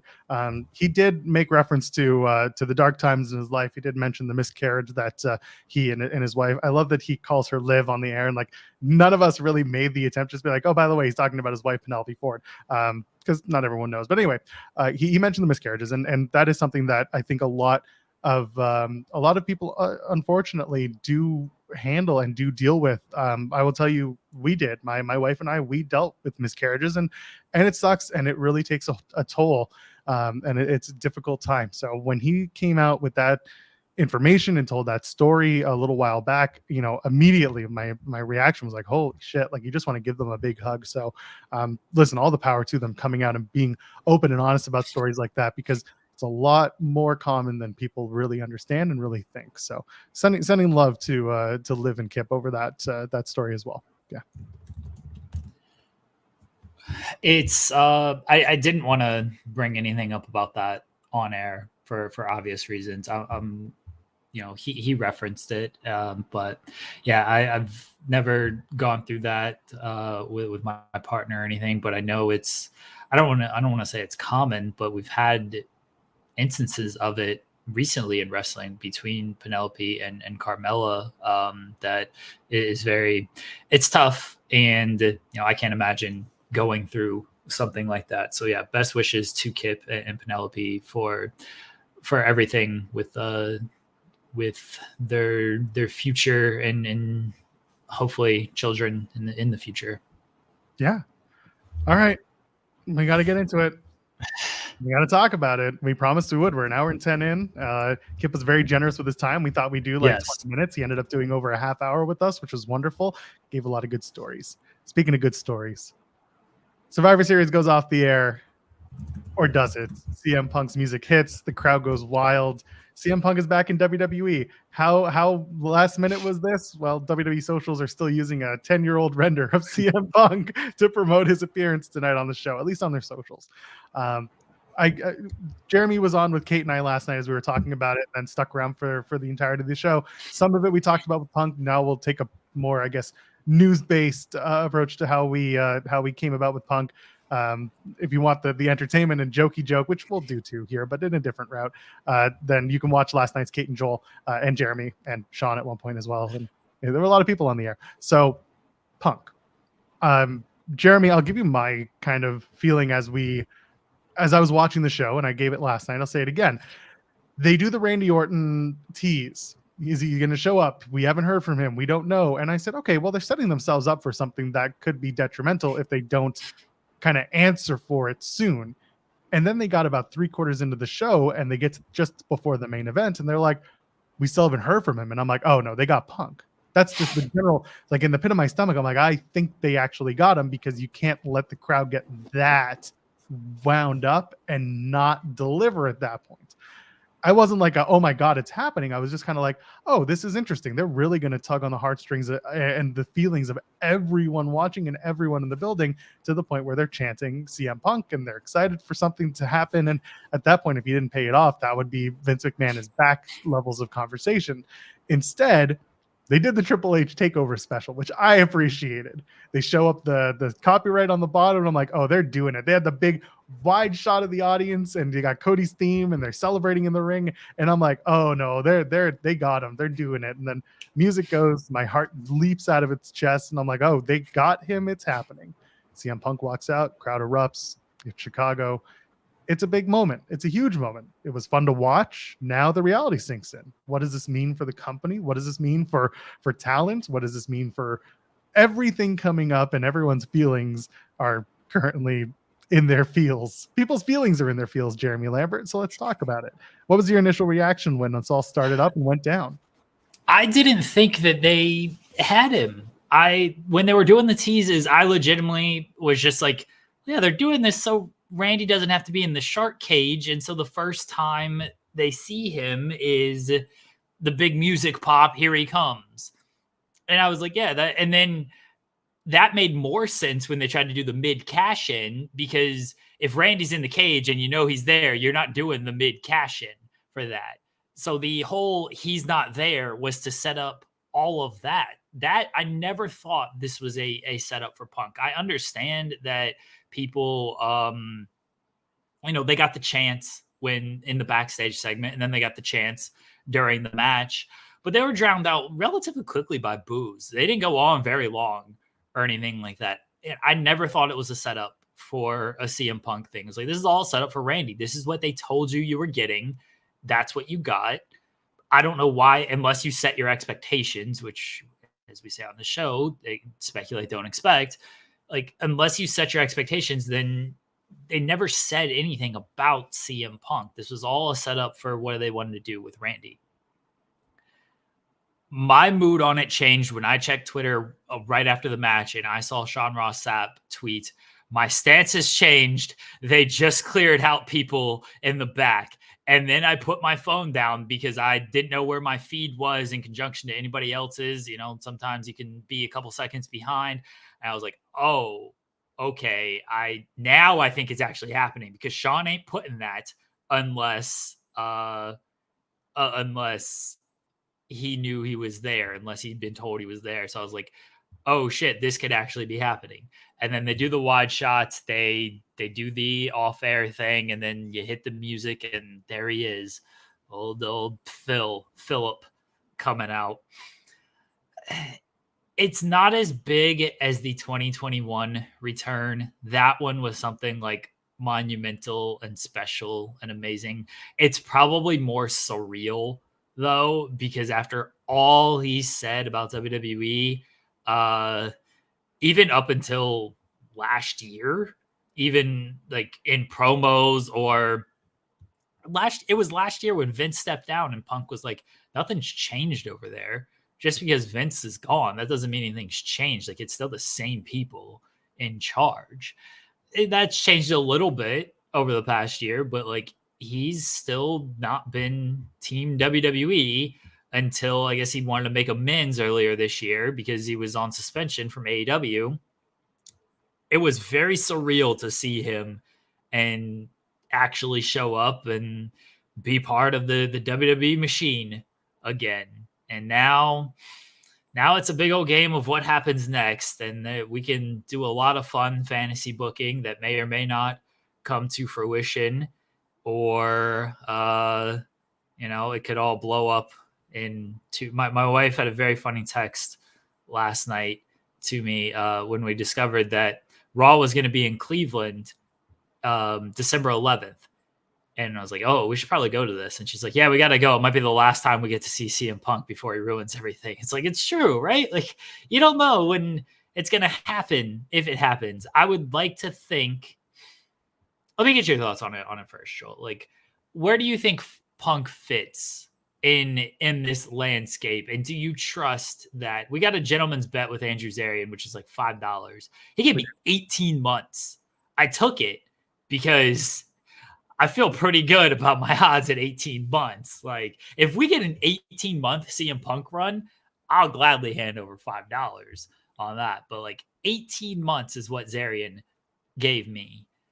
Like, what do you think happens in this current landscape with CM Punk? So first of all, two things. One, I got to bring this up because I know it's a little off topic, but because we had Kip on, Booker T calling Penelope Ford is always going to be the funniest thing to me in all of existence, and I'm sure she had a good time with that too. The other thing, by the way, you can get your super chats in and get your say on this conversation, because I know a lot of people have a lot of different feelings. Mine is very much that the WWE machine is very different from the AEW machine. That's not a bad thing. That's not a good thing. That's just a reality of how the two companies operate. When AEW came and when CM Punk came to AEW, the idea was that CM Punk is the draw that's going to bring AEW to the next level. Therefore, they're going to put a lot of their eggs in the CM Punk basket. Totally understandable, totally warranted in terms of the draw that Punk is, the merchandising, the just the media, the storm he creates, whatever it is. There's something to CM Punk as a draw. You cannot deny that. With WWE, they've spent so much time, for better or worse, making WWE the draw. And a lot of their wrestlers, their superstars, they're drawing in their own way, but at the end of the day, it's still an ensemble cast. CM Punk is not WWE's, Hail Mary approach. This is a fan service hire in certain regards. Once Punk was gone from AEW, the rumors started going, Chicago and Survivor Series, it would make sense, blah, blah, blah, have some fun. And I think that, at first WWE's like, do we need to? And then it kind of became, well, let's do it. They can ice CM Punk at any time if things happen, for two reasons. One, they're not afraid to let people go if it gets that far. And the other thing is that WWE is very easy to change things on the fly, whether that's appearances or creative or anything like that. We talk about how AEW deals with pivoting creative when there are injuries, when there's suspensions, when there's anything going on. WWE is very quick to be like, all right, well, we're going to go with plan B because plan A isn't working, even though plan B might not be what we want to do. And maybe we'll come back to plan A. But if it takes off, again, sometimes it feels like there's a little more creative leeway with WWE when they're working on something. Now with Punk, if he comes in and honestly, you don't even need to focus on him as much as he did in AEW because you have so many other people who are making up your show and are making your show a big deal. So if Punk isn't, drawing, or you don't need him every single week, then you don't need him every single week. If that makes him happy to like hang out at home, be with his wife and his dog, and just like, go talk about wrestling with Lars Fredrickson for 3 hours, then fine, go ahead and do it. Like there should be no onus on WWE to make Punk their major attraction unless they're building to a WrestleMania main event with him. At that point, he can then, after Mania, assuming it's not a title match, he can then buzz off until summer, have a few months off. He's at that age, is CM Punk, where you can just come on in, be an attraction, be the next Brock Lesnar like attraction.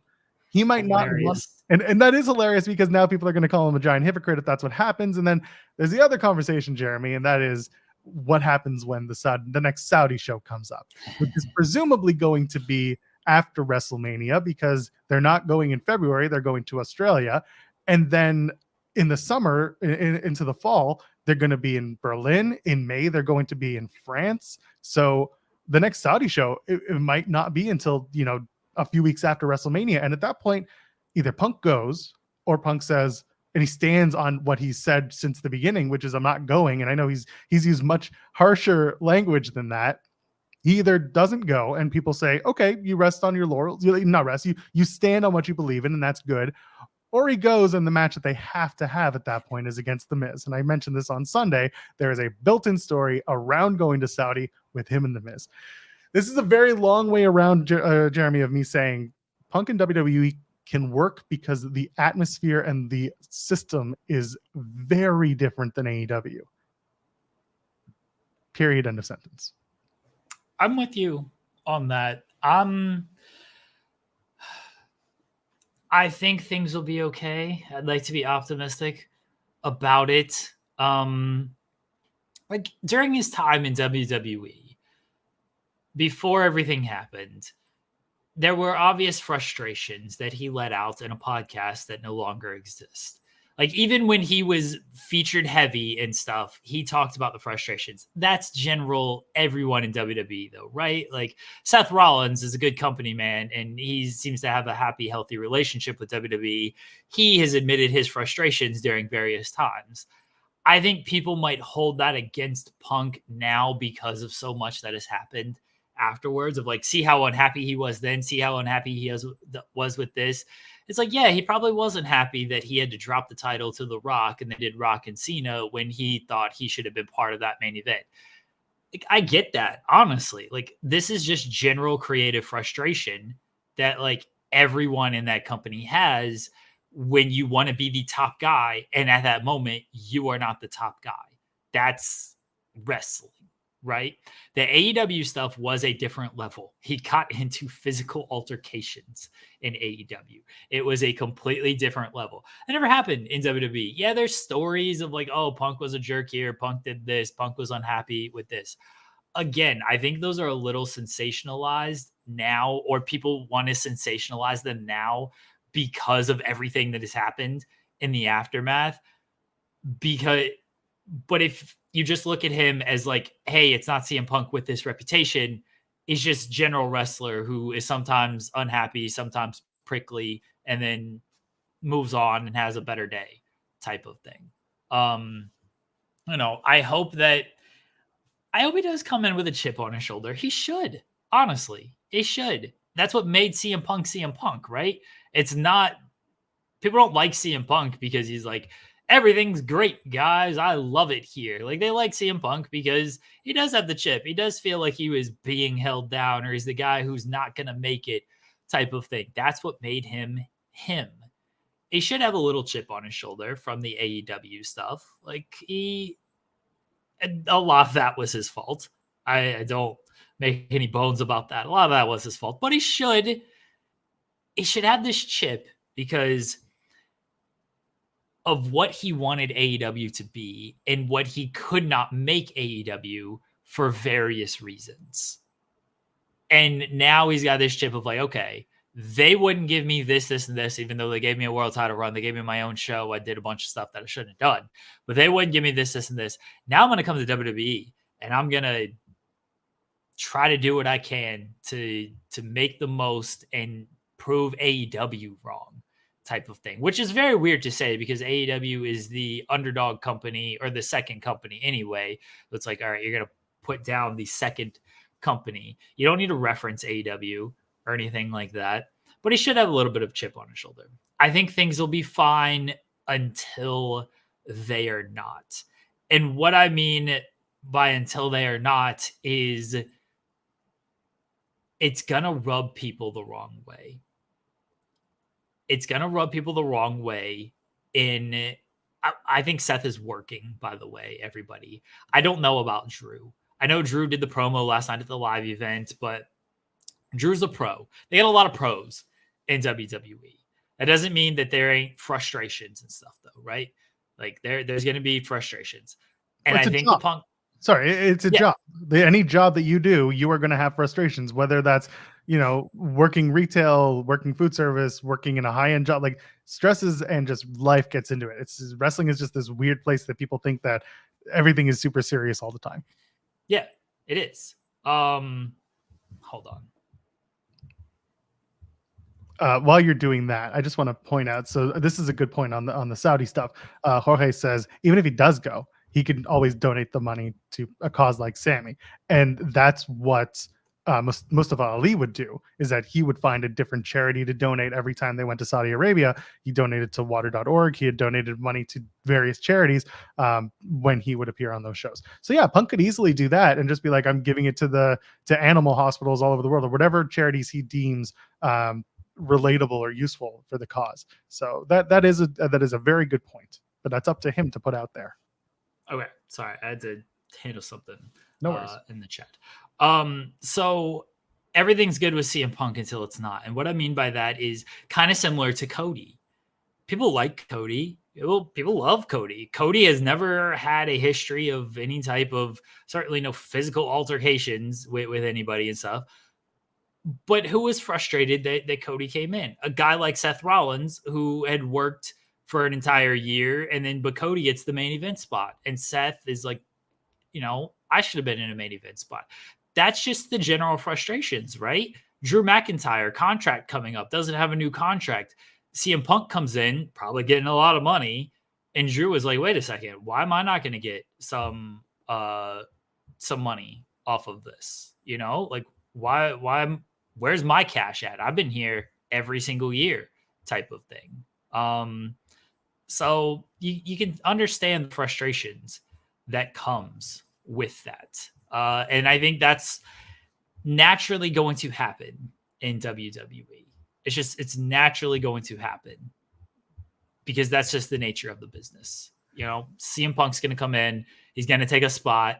People are going to think that's my spot. That's my money. And then they're going to be naturally frustrated with that. The biggest thing is making sure those frustrations don't boil over into fist fights backstage.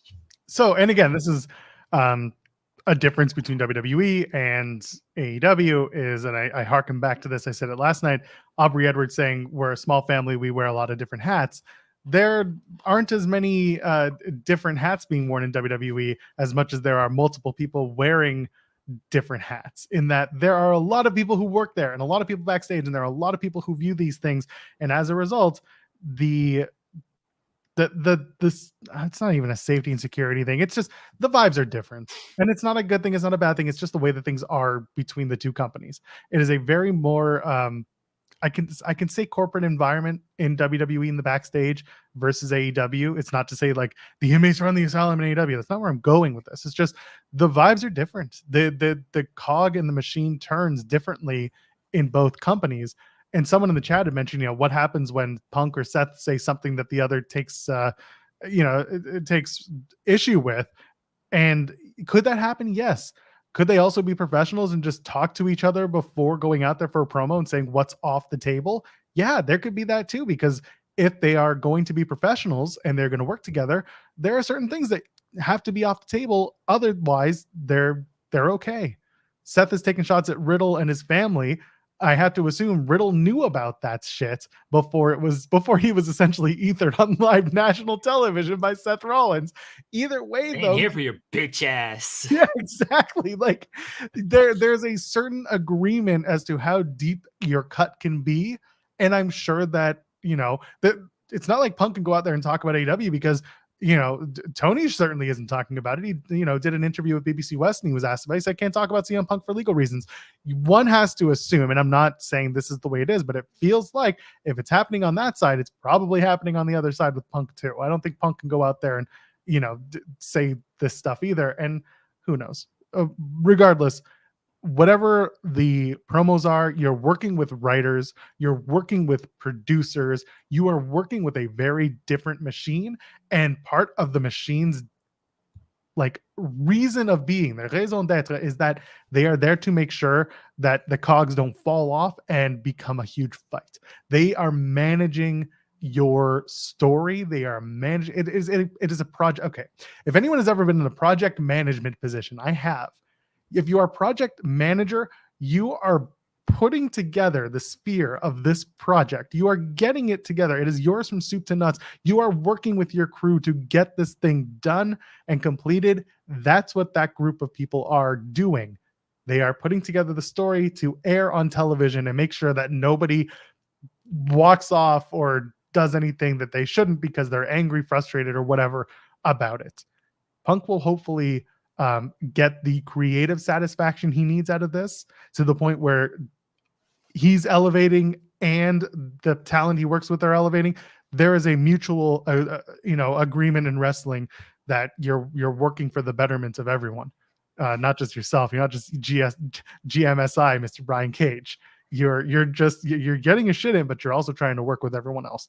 And the hope here, and again, I get it, Punk in AEW it didn't work. Plain and simple. It didn't work. It worked for a little while and then things went south. The only reason I feel differently with WWE is because that machine is so different. We just had Kip Sabian on the show. How did Kip get to us? He put out a tweet saying, I want to talk to other outlets. And then AEW, he said it himself, AEW media kind of took over and helped sift through the requests. That doesn't happen in WWE. We reach out to WWE and say, hey, do you have anyone for us? Or they reach out to us and say, hey, we have these available to you if you want.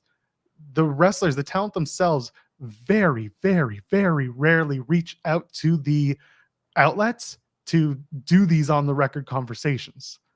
And even so, it's like, okay, I'm going to clear it with PR and then we'll do it. This is just going and making my point about the machines being entirely different. So people in the chat are saying but Punk isn't different. Punk hasn't changed. And I did find Triple H's line of 10 years. After 10 years, there's got to be growth. Stuff is he was punching a coworker 2 months ago. What are we doing? 3 months ago, I guess at this point. I'm sure 10 years ago, allegedly punching a coworker. Allegedly, sorry. 10 years, you would want some growth, but 3 months ago, he was getting into an altercation with a coworker where the boss came out and said, I feared for my life, and he endangered other people backstage. I understand the point that Punk has not changed, and Punk is going to Punk on this. I think what Joel is trying to say, and what I agree with, is that the environment is different. And what's the old nature versus nurture debate and stuff? It's a much different environment. Let's Sean. Yes. Is CM Punk going to show up on Raw tonight? Yes, he is. Okay. You know what? WWE, our PR are telling me that they've heard nothing about this. And that I think about 2 seconds before he comes out, I'll get a message about it. But I've got good news and bad news, depending on how either one of you take it. Oh, Christ. As it turns out, there were no audio issues with my WrestleCade content. Oh, good. The speaker that I had hooked up here is a little loose.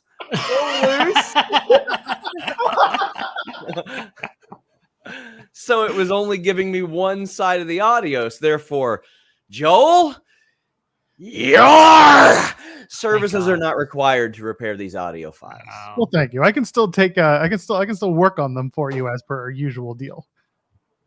Sean can tell you I was very paranoid about the audio too. Of like, you were like, go ahead, hit record. And I'm like, I need a mic check. I want to make sure the audio is good. Nothing's loose. And like, it was showing up and everything. So when you texted me of like, despite it showing up, it didn't work. I was like, hard. I was like, are you kidding me?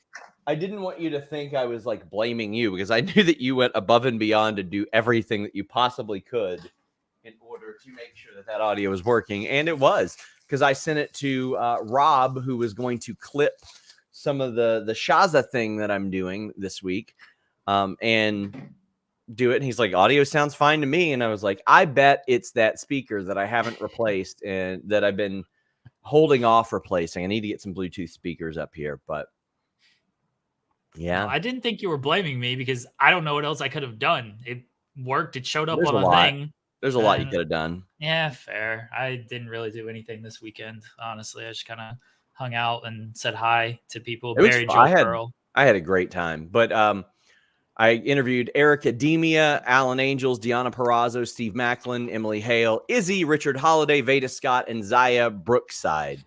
So yeah, we got a lot of stuff there. I would have liked to have gotten like at least 10 or 12. But you know what? It's hard to sort of plan those sometimes. So yeah, should be good content coming. And that's about one a week that we have in the can until Royal Rumble. Did I interview Kip Sabian? How was that? It's great. Kip was great. Fantastic. We did about half an hour, maybe a little over with Kip. Kip was great.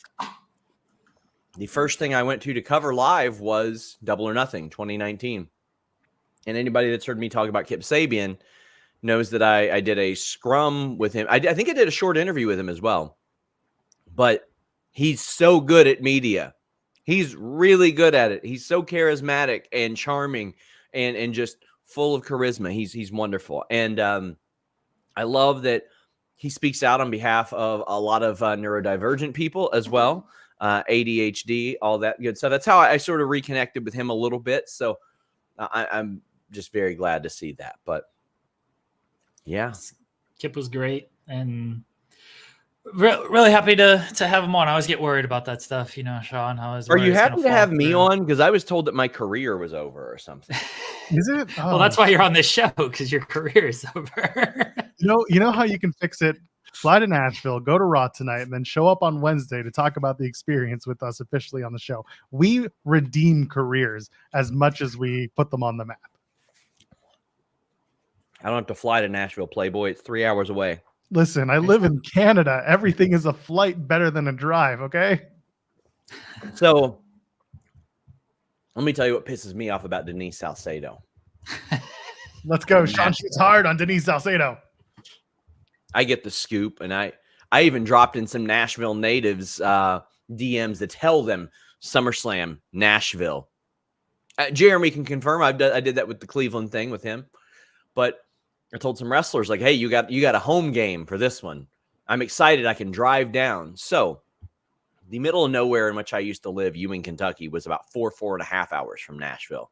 I moved an hour closer to Nashville. I'm an hour closer to everything now. Last year, I was so excited to be able to drive to Nashville, go to SummerSlam, and drive home. I was so happy for that. For the first time in history, WWE did SummerSlam in July. Denise Salcedo, assuming, why would WWE ever do that in July? I'll be all right. Planned her wedding the day after what ended up being SummerSlam. So I drove to Nashville, did SummerSlam.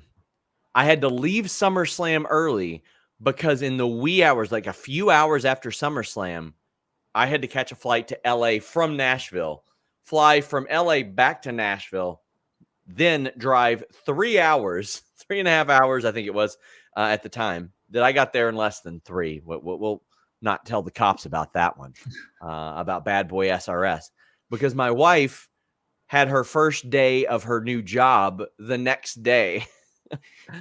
So that's why I hate Denise Salcedo. Fair. One Yeah, of no. many reasons we could honestly name. Mm. What are you Man. eating this morning?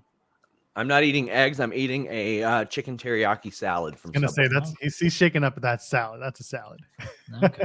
Yeah, but they don't leave me enough room to shake it up. Well, you got to shake it off. That's all. Yes. Jeremy loved that one. Did you hear that? did. He did this. He went,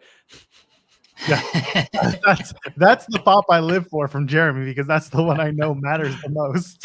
are you guys diligently planning my very, very important press conference for this Wednesday? I don't know if Joel's going to be there. I think No. Joel is no showing, so Yeah. Joel's not showing. Y'all- I've gotten a lot of messages about this press conference, Okay. by the way, after you tweeted yesterday. A lot of people reached out wanting to be part of it. I'm also working on a couple. I've not started working on it, but I mentioned I'm going to work on it. A You couple fit of right names, in with our staff. yeah, a couple of names to be part of this press conference as well. Some true reporters in this game, the ones Okay, that Peter are left King. anyway. Could you imagine? Yeah, Peter King.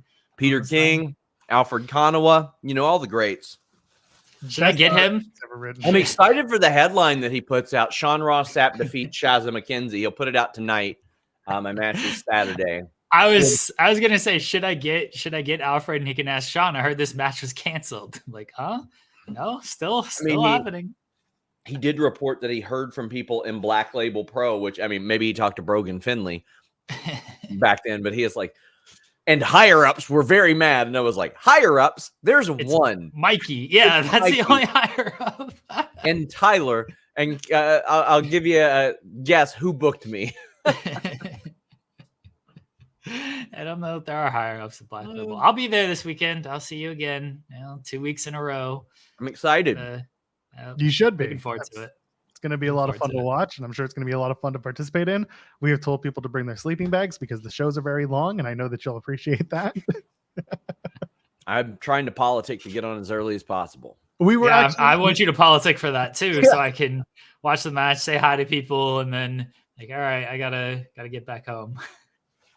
We don't know how important you are in this thing, because we were having a discussion of where on the card you're going to be. It was either going to be you're right up against the intermission, which is a huge deal, or you're second, which means you're absolutely dog shit and worthless in this whole thing. I'm politicking, but also I've got a contingency plan. If we fly out Saturday morning, my wife and I, to go to this, it's like 6 a.m. So we'll get an hour back, but it's very much like if our flight gets delayed once, it's probably going to keep getting delayed, and we're just going to get in the vehicle and start driving to Chicago at that point, and hopefully make it there in time. Ooh, It's very possible delayed flights are generally terrible nowadays. Please don't say that. My Vegas flight is a 9 p.m. flight. Well, good luck. Yeah, no, I'm flying. Yeah, that's a 9 p.m. flight, and then I have the red eye going back home. So that's going to be fun.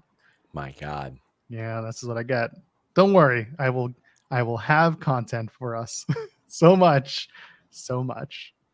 Hey guys, want to see a magic trick? Yeah. I love magic. Sure. Okay, watch. I can make a person disappear. Sean, I hear we're back over 10,000 subscribers on Fightful Select. So when's that raise coming? That raise is coming about 7 times over the last 2 years is when it's coming. Okay, same question. Can I also get a raise? You're a magician.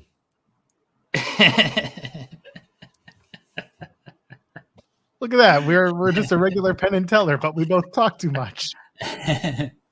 They should give us a show. Wait a minute.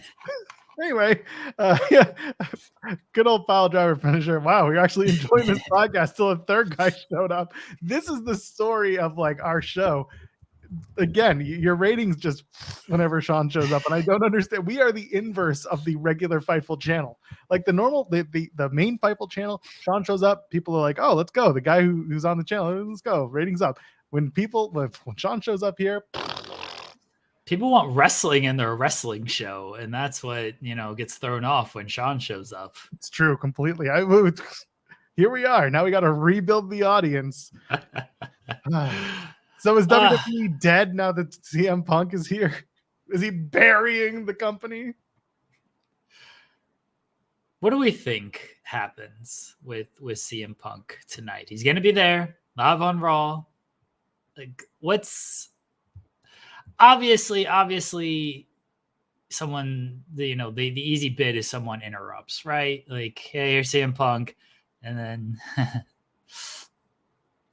CM Punk comes out, and he's like, I got a lot to say, and then here comes Seth Rollins, like, gets interrupted. That's the easy bit, right? Let's say no one interrupts CM Punk. What happens? So he comes out with the red bag, and he says, I saw what happened when I was gone. 10 years, 10 long years. And then out of the bag. No. We're proving a point now. Shit, this just proves the Sean listens to the show rhetoric. We're going to prove a point now. What do you want to know about CM Punk? All right, here we go. Oh, no. All right, kids, let's go. What do you want to know about CM Punk? Is he going to show up with the red sack tonight, pull out the 24/7 title, and start a holiday feud with R-Truth? I hope. That's the only creative I care about going into the holiday season. Let Nakamura call out Cody Rhodes. That's who he's calling out. That's how it is, and it's a holiday thing that ends with a steel cage match in San Diego on January 1st, so that Nakamura can go surfing that night. I sincerely hope that as a mood lightener type of thing, that Punk does something with R-Truth, because I think that would be kind of funny. I mean, everybody was happy to see R-Truth back. Let me tell you, Seth Rollins was not backstage like, R-Truth! R-Truth! Like, that's the reason why Drew stomped out. He's like, he stole my thunder. What's going on? I think we will see a lighter CM Punk. I think CM Punk has needed some structure, so to speak. And we've heard Cody often talk about how he wants to just stay on the performer side of things. I think that's what Punk is probably going to want to do now. He's tried the other stuff, and I think to him it was everybody else's fault. And he is in a position now where if he wants to, he can leave it behind, never talk about it again, which is not going to happen. Absolutely is not going to happen. But I think he is in a position to where he can move on now, start fresh. And I think that's kind of what he needed. I think that I wouldn't say he dug himself a hole, but he dug his heels in to the point to where it did dig a hole. Like and now he doesn't have to do that. He can just say, bygones are bygones. Let me state my case with the work that I do. And I'm hopeful that happens, because I think he is one of the best performers of all time. This is what Jeremy and I were talking about, is that AEW and WWE are two very different machines in terms of their operation. Whatever CM Punk does is going to have a team of producers, writers, and other people behind it trying to put it into fruition. And therefore, the control is going to be much different. He will have input. He will have say. There will be limitations on certain things, like not in the bad way, but like if he does something with Rollins, it'll be what's off the table. What can we not talk about? And then we build a story around that. Whereas in AEW, maybe that wasn't the case. It's a very different structure. Again, I've said this 100 million times. Aubrey Edwards saying on Unrestricted, we wear a bunch of different hats. They are a much smaller team, a much different team. Therefore, the opportunities are different with Punk in WWE this time. Yeah, it is a lot different this time. And not only that, there is no Vince McMahon in the equation anymore. There is a Triple H who has booked that Cody Rhodes fella all right after Cody Rhodes smashed his throne. Now, granted, there were far more serious issues there. Now, we'll have more on FightfulSelect.com today, but November 19th is when I had heard CM Punk and Triple H had a conversation. And that's when I had started to say, you know what? I've heard he's mending some fences somewhere. That was single source. I'm not allowed to just blurt that out everywhere like I'm blurting out that I increased your viewership by 20%. He's watching the numbers. See, when Sean comes on and talks wrestling, people are here for it. When Sean just is on eating, people are like, don't want to see this side of Sean. That's right. But and I was glad that Triple H backed up our reporting, obviously, but this did come together very, very quickly. This was the tightest secret I have ever heard kept within wrestling. Some of his friends did know, though, like Lars Fredrickson, who does a show here on Fightful, posted a picture of him watching TV. Ice Cube's kid just blurted it out on Twitter earlier in the day. He's like, yeah, Phil told me. It's like, what? That's what had me asking throughout the day. That's what had me ask 10 minutes before he came out. And then somebody goes, he's here. And I go, oh, okay. Because as of that afternoon, even reps, PR, creative producers, they didn't know. Triple H produced the last couple of minutes of the show himself, called for Triple H's music. It was done very well. And I saw people that were like, well, aren't you mad? No, I'm not mad. He's one of my favorite performers of all time. And listen, I don't like covering the drama associated with it. It does very good business for us. But my number one dream match ever is Stone Cold Steve Austin versus CM Punk. And there's more of a chance of it happening now than there was 12 years ago, which is mind-boggling to me. But I'm hopeful that can happen. And I mean, I think that with Triple H at the helm of creative and some of the creative minds they have there and the level of talent in the ring that is there now, this could be a very, very good run for CM Punk. I actually liked his last run with WWE in the ring because it was the advent of those 3-hour shows, and it was him, the Wyatt family, the Usos, Cody, Dustin, the Shield, and even old dumbass Del Rio going out there having amazing 15 to 20 minute matches on Raw every week. But I think this could be very, very defining in that sense for CM Punk and how a lot of people view him, because I do feel like if anything does go down negatively here, I feel like a lot of people will be like, well, goddamn, everybody gave him a shot. But it's also, for some of his detractors, could be redemption in a way. Can I ask you a clarifying point? Dave Meltzer, and this isn't me trying to like get anyone to bury anyone. Dave said after it happened that the deal came together about 10 days ago. Mm-hmm. Was that accurate? Because when I read that, I was like, wait a minute, I thought this was super last minute. Was that maybe when talks started or the conversation started about maybe bringing him in? I'm trying to get clarity around that. So I can tell you, based on what I had heard about the conversation on November 19th. I asked somebody close to Punk, and that person did say, yes, that conversation happened, but he's not planning on being at Survivor Series as of right now. Then on Friday, I got word where Punk had said to somebody, nobody really knows the nature of the conversations that we had. And then Saturday he showed up. The contract was not finalized until Saturday. So that deal was not done till Saturday. And that is extremely rare for WWE. Ask authors of pain. CM Punk's new heaters. They're going to be his new heaters. They're going to come out, and it's going to be the CM AOP. I don't know if you have an answer to this, Sean, and we might get an answer tonight on Raw Live, 8 p.m. Eastern, USA Network. Can Punk reference AEW in any way, like even if it's sidebar type of thing? There's no way that they can't reference it at all. Like there's no way that it's completely prohibited or anything like that. There's just no way that you can completely avoid that, because for all the references and all that stuff that people were bringing up, there were a lot of them that people thought were about Punk that had nothing to do with Punk. And that was something that I was told. I was told this by multiple people who did the teases. It's like, well, he's talked so much, you can draw a reference to anything.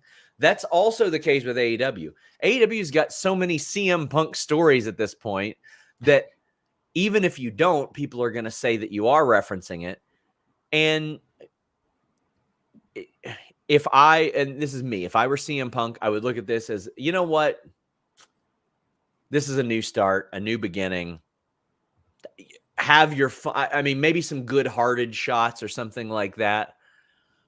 This is pro wrestling. I don't doubt that one day Punk talks to the Bucks, Punk talks to Hangman. I hope he talks to Colt Cabana because I loved their content together. But I will never say never about anything. And I mean, like Wyo Solable says, Malachi literally name dropped him. And There's got to be some wiggle room there. I mean, you can. It's one thing if like Malachi just says CM Punk 2 seconds after saying Cesaro. Like, I don't know if CM Punk is going to be out there. I don't know what.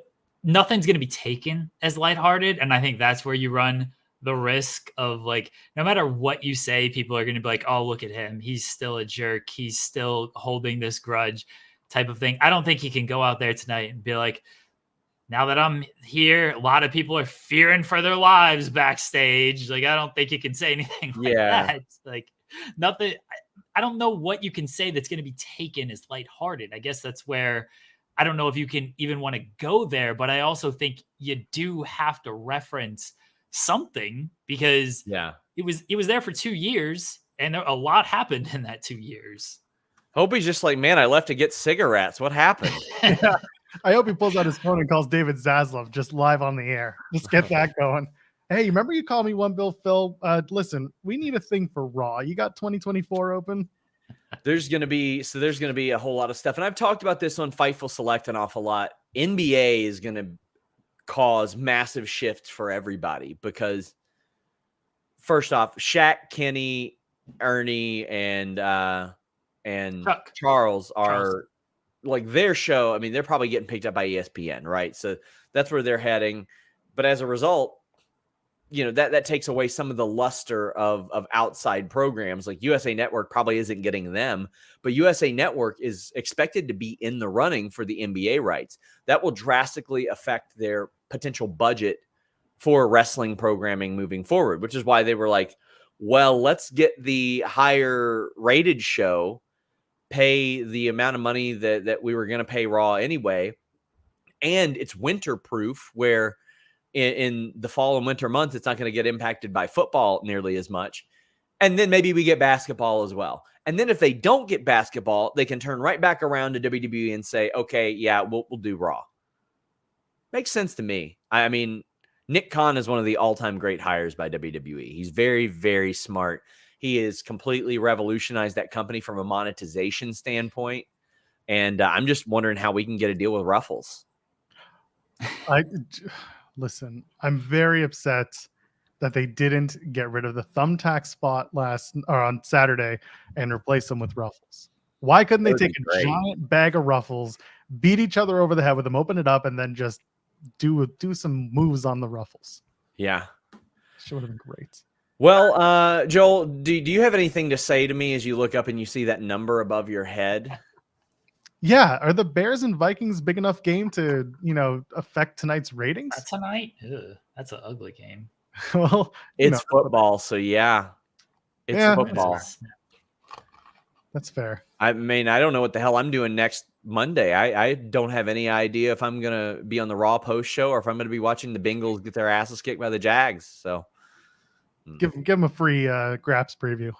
Yeah, we're going to have a CM Punk update on Fightful Select today. We've got the backstage report on Fightful Select today. Of course, WWE Raw plans. Also, shout out to Corey Brennan. He's been helping out a lot with some scoops on Fightful Select. So keep your eye on him as well.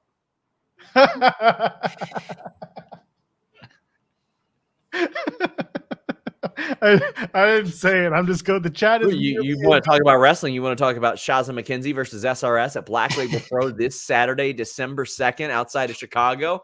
Please donate to NAMI.org, the National Alliance on Mental Illness. We have so far raised over $4,000 in sponsors, pledges, and donations because of this match. So thank you guys so much. I'm gonna go do my job. See you this weekend, buddy. You're welcome for the viewers. Yes, the best in the business, Sean Ross. Thank you for the house. Yes. Literally. Oh my goodness. Yes, all right. He heard you mention the viewership and he took that personal. He was like, all right. Time. We've done this dance before. I can't win. Can you go? We've barely like gotten into some CM Punk stuff. Do you have time, Joel? I got some time. I mean, I don't know how much deeper you want to get in the weeds on this, because Vince ain't there to get into it with us. Yeah. We got to change our intro. Get on that, Joel. Listen, Tim is a busy boy. Nah, I don't think so. I feel you don't think he's busy? You should message him. I'll give you his his messenger because he ain't on Twitter. I'll give you his WhatsApp or something. I don't think he's that busy. I'm interested in the create of CM Punk. You talked about like doesn't need to be full time. You can kind of come and go. I don't think that's the case right now. Not until Mania. Oh, I agree, but I don't know. I also don't think he needs to be on every single week of TV either. I think you can cycle him in and out based on the holiday season alone. Yeah, I mean that's possible that you can do that, but I think you got to keep him there for the most part every week. It's just one show. It's just Raw. It's the same as him showing up for just Collision every week. Like he ain't working the live events or anything like that. He's got to be there for Raw. And imagine if he was though. That'd be great if he would work the live events. Got to reprove yourself to the boys, baby. Get back on the road. Nothing but L's. Nothing. He's taking nothing but L's on the road and then televised W's. And he's just like, guys, we're just trying to make me whole. I actually think like working live events and being on the road would earn some goodwill with the people backstage who might be questioning why is he on board right now. I mean, I can almost guarantee you he'll work the Madison Square Garden Boxing Day show. Because that doesn't earn goodwill. That's just like, yeah, of course you want to work MSG. Well, yeah, I mean, there's that, but it's a big house show. I think he should work select house shows, and not just international house shows, but work like Peoria or work, Kalamazoo, whatever it is. Work those cities, work a couple of those house shows. I'm not saying he has to be on the road full time. I don't think anyone's expecting him to be full time, 100% on the road, but I think there would be, like you said, some goodwill and some commitment to this for him being on like a holiday tour loop, at least to start. It's a good point. I do think he should just work only live events. Forget even putting him on TV. It's just like, you want to see CM Punk? Come to Northfuck, Idaho, and come watch CM Punk. Just like his hero John Cena did last year or 2 years ago. John Cena dark matches. Yeah, bless the man. He just worked dark matches. Everyone was like, see John Cena live, but they meant like live as in like in the crowd because it ain't going to be on television. Work the live events, brother. I don't think he will. I get why he wouldn't, but I do think he should be on TV, and he's probably going to be on TV. He's going to be on TV up until WrestleMania. Then after WrestleMania, what happens, we shall see with that. Yeah, that's it's going to be a wild ride going into Mania. Does this upend some plans? Does this turn into Punk and Stone Cold Steve Austin? Because maybe they already had a plan for Seth and they're going to keep going with that plan. Again, do they pivot or do they kind of have an idea of where it's going? But also, like, we're 4 months away from Mania. Like, we do have some time and some stories to tell. There could be a multitude of changes. But also the Punk stuff, maybe you don't need to speed run all of his problems or everyone that hates him or doesn't like him. Maybe you could kind of play those out a little bit, assuming, again, just like Sean and I were talking about earlier, that the feeling is different. The way that he operates in WWE versus the way he would have operated in AEW, just the way that Punk is a wrestler in WWE versus a wrestler and in AEW. I think that when it comes to Punk and, you said speed running his problems, that's why I'm very curious of this promo tonight where we were speaking about it and then talking about interruptions and then Sean came on. Tanked our viewership too. What's that guy? Sorry. The promo tonight I'm very curious what that is, because as I mentioned to Sean, of like, you can't just ignore the AEW stuff, but also you don't need to like obviously go full bore with it. They've referenced it with Cody, right? I mean, Rollins referenced it with Cody of like, you tried to tear this company down. You started a competitor to try to tear this company down. Like, you can reference it without going too into it.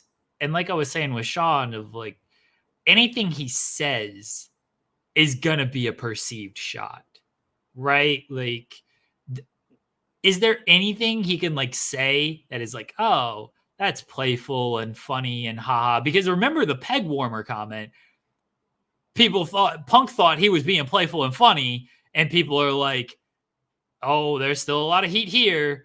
And then Punk had to text Hangman and be like, I'm sorry about that. Like, I was just trying to make a joke. And then it became a big thing. Like, I don't know what you can say that is playful and funny that's not going to be a shot. I'm telling you, he says, I'm back to take on all of these young bucks. I'm here to take on the alphas, not the omegas of this company. I am here to hang with the best in the business, man.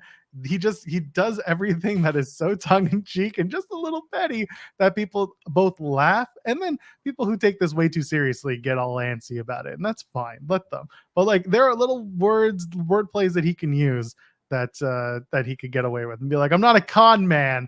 But then he's just calling his boss's boss a con, and it's just not. It doesn't work. There are ways that he can do it. Someone made, we made the joke. Does he come out and say, "Oh my God, I feared for my life last night or on Saturday night when I came out"? Yeah, I don't think he does. I think it's a little too far. No. I think it's too far. But I think saying I want to hang, with these young bucks, man, and prove who is the alpha to the omega, like. I think he will have a little bit of fun and do some references. If he ever does another pipe bomb promo, I hope he says, "Hi, Danhausen, how you doing?" Just something so stupid like that, that it works. And I understand that there are some, again, wrestling fans currently very much in their feels over this whole thing. I get it. We have a few super chats to get to before, as we kind of start to round this out. But my general feeling is that this is, for everyone who says that this is the same Punk, this is also going to be a different Punk for all the reasons we just talked about. And I think that there will be some other conversations that happen, whether not forced, but at least strongly encouraged, between Punk and members of the locker room he is walking into. There needs to be some conversations. There needs to be some understanding as to what comes next and what's okay and what's not. That's just how it is right now. It's going to be great when they pull, CM Punk aside before Raw, and they're like, "Hey, Punk, here's your script for tonight, buddy." And then it's talking about, like, you got to put over Dominic Mysterio.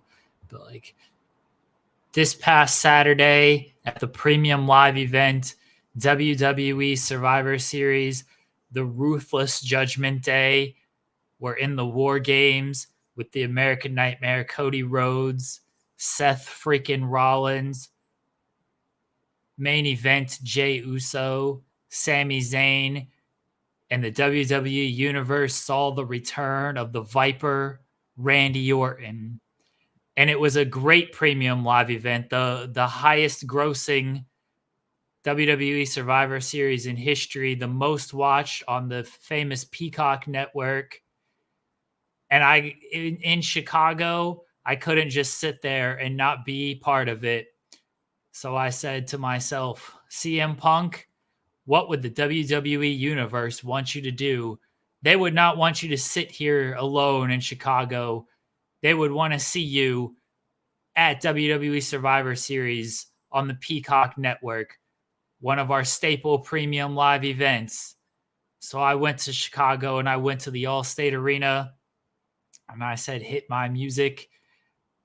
And I was welcomed home by the WWE Universe, the great fans in the WWE Universe, presented by Ruffles and Slim Jim. And CM Punk is WWE then, now, and forever. That's it. That's the whole promo. So first of all, I'm seeing in the chat the Being the Dark Order. Yes, the BTE channel just sent out a Being the Dark Order episode 1, so we'll watch that afterwards. But you know what? We're completely well. I mean, like when we're off the air. Let's not ignore the elephant in the room, Jeremy. If CM Punk is the first person out tonight on Raw, do you know what he says? You know what his first words are? What's that, Joel? Welcome everyone to Monday Night Raw. Come on. This is Saturday Night Live. It's the same. Come on. Consistency. That's why we're using a 10-year-old render, because we don't have a new one yet. Consistency is what we do. TK is about tradition. WWE is about consistency. It's the McDonald's effect. He comes out, he says, welcome everyone to Monday Night Raw. And then he makes a joke like, wow, I never thought I'd be saying this again. And then it turns into a promo about why he's back. And maybe, or they save this for the. Oh shit! This is what he should do, though. Just do the victory lap. Just run around. That's what he should do. Yeah, I'm into it. Good shout by Sullivan. Oh damn. Okay, let's hit these super chats as we kind of get out of here. Does Triple H lose some trust with the performers? That's from Dante V. That is the big question, and I don't think we have really much of an answer right now, because as is our understanding, there were important people who were made aware of Punk's arrival just before going out, or at least as the match was being laid out. So there are certain people who are going to be a little annoyed about this, but there are also people who are just like, I understand why this happened and why it happened this way. I think overall, if this is a positive experience, both business wise, financially, and also backstage, then great. Again, I go back to what happened when Punk went to TNA and visited backstage. He had a wonderful time. Everyone spoke highly about him just hanging out. When he doesn't have business to conduct, it seems like Punk is just like having a good time. So it's entirely possible that that's what this is. And people are just like, it really sucked that you did that, Paul. But also we kind of understand. We don't know what the backstage vibe is going to be like. And I'm sure Sean will have an update, in the coming weeks. But yeah, that's just kind of how it is. I don't think anyone's going to be like, we're done. We're walking out. That's it. No, I don't think anybody's going to walk out. We mentioned this a little bit of what is the vibe going to be. And I think you're going to see some professional just jealousy and frustrations, because that, again, is any job. Somebody comes in, gets paid more, it gets your spot that you feel you've worked for.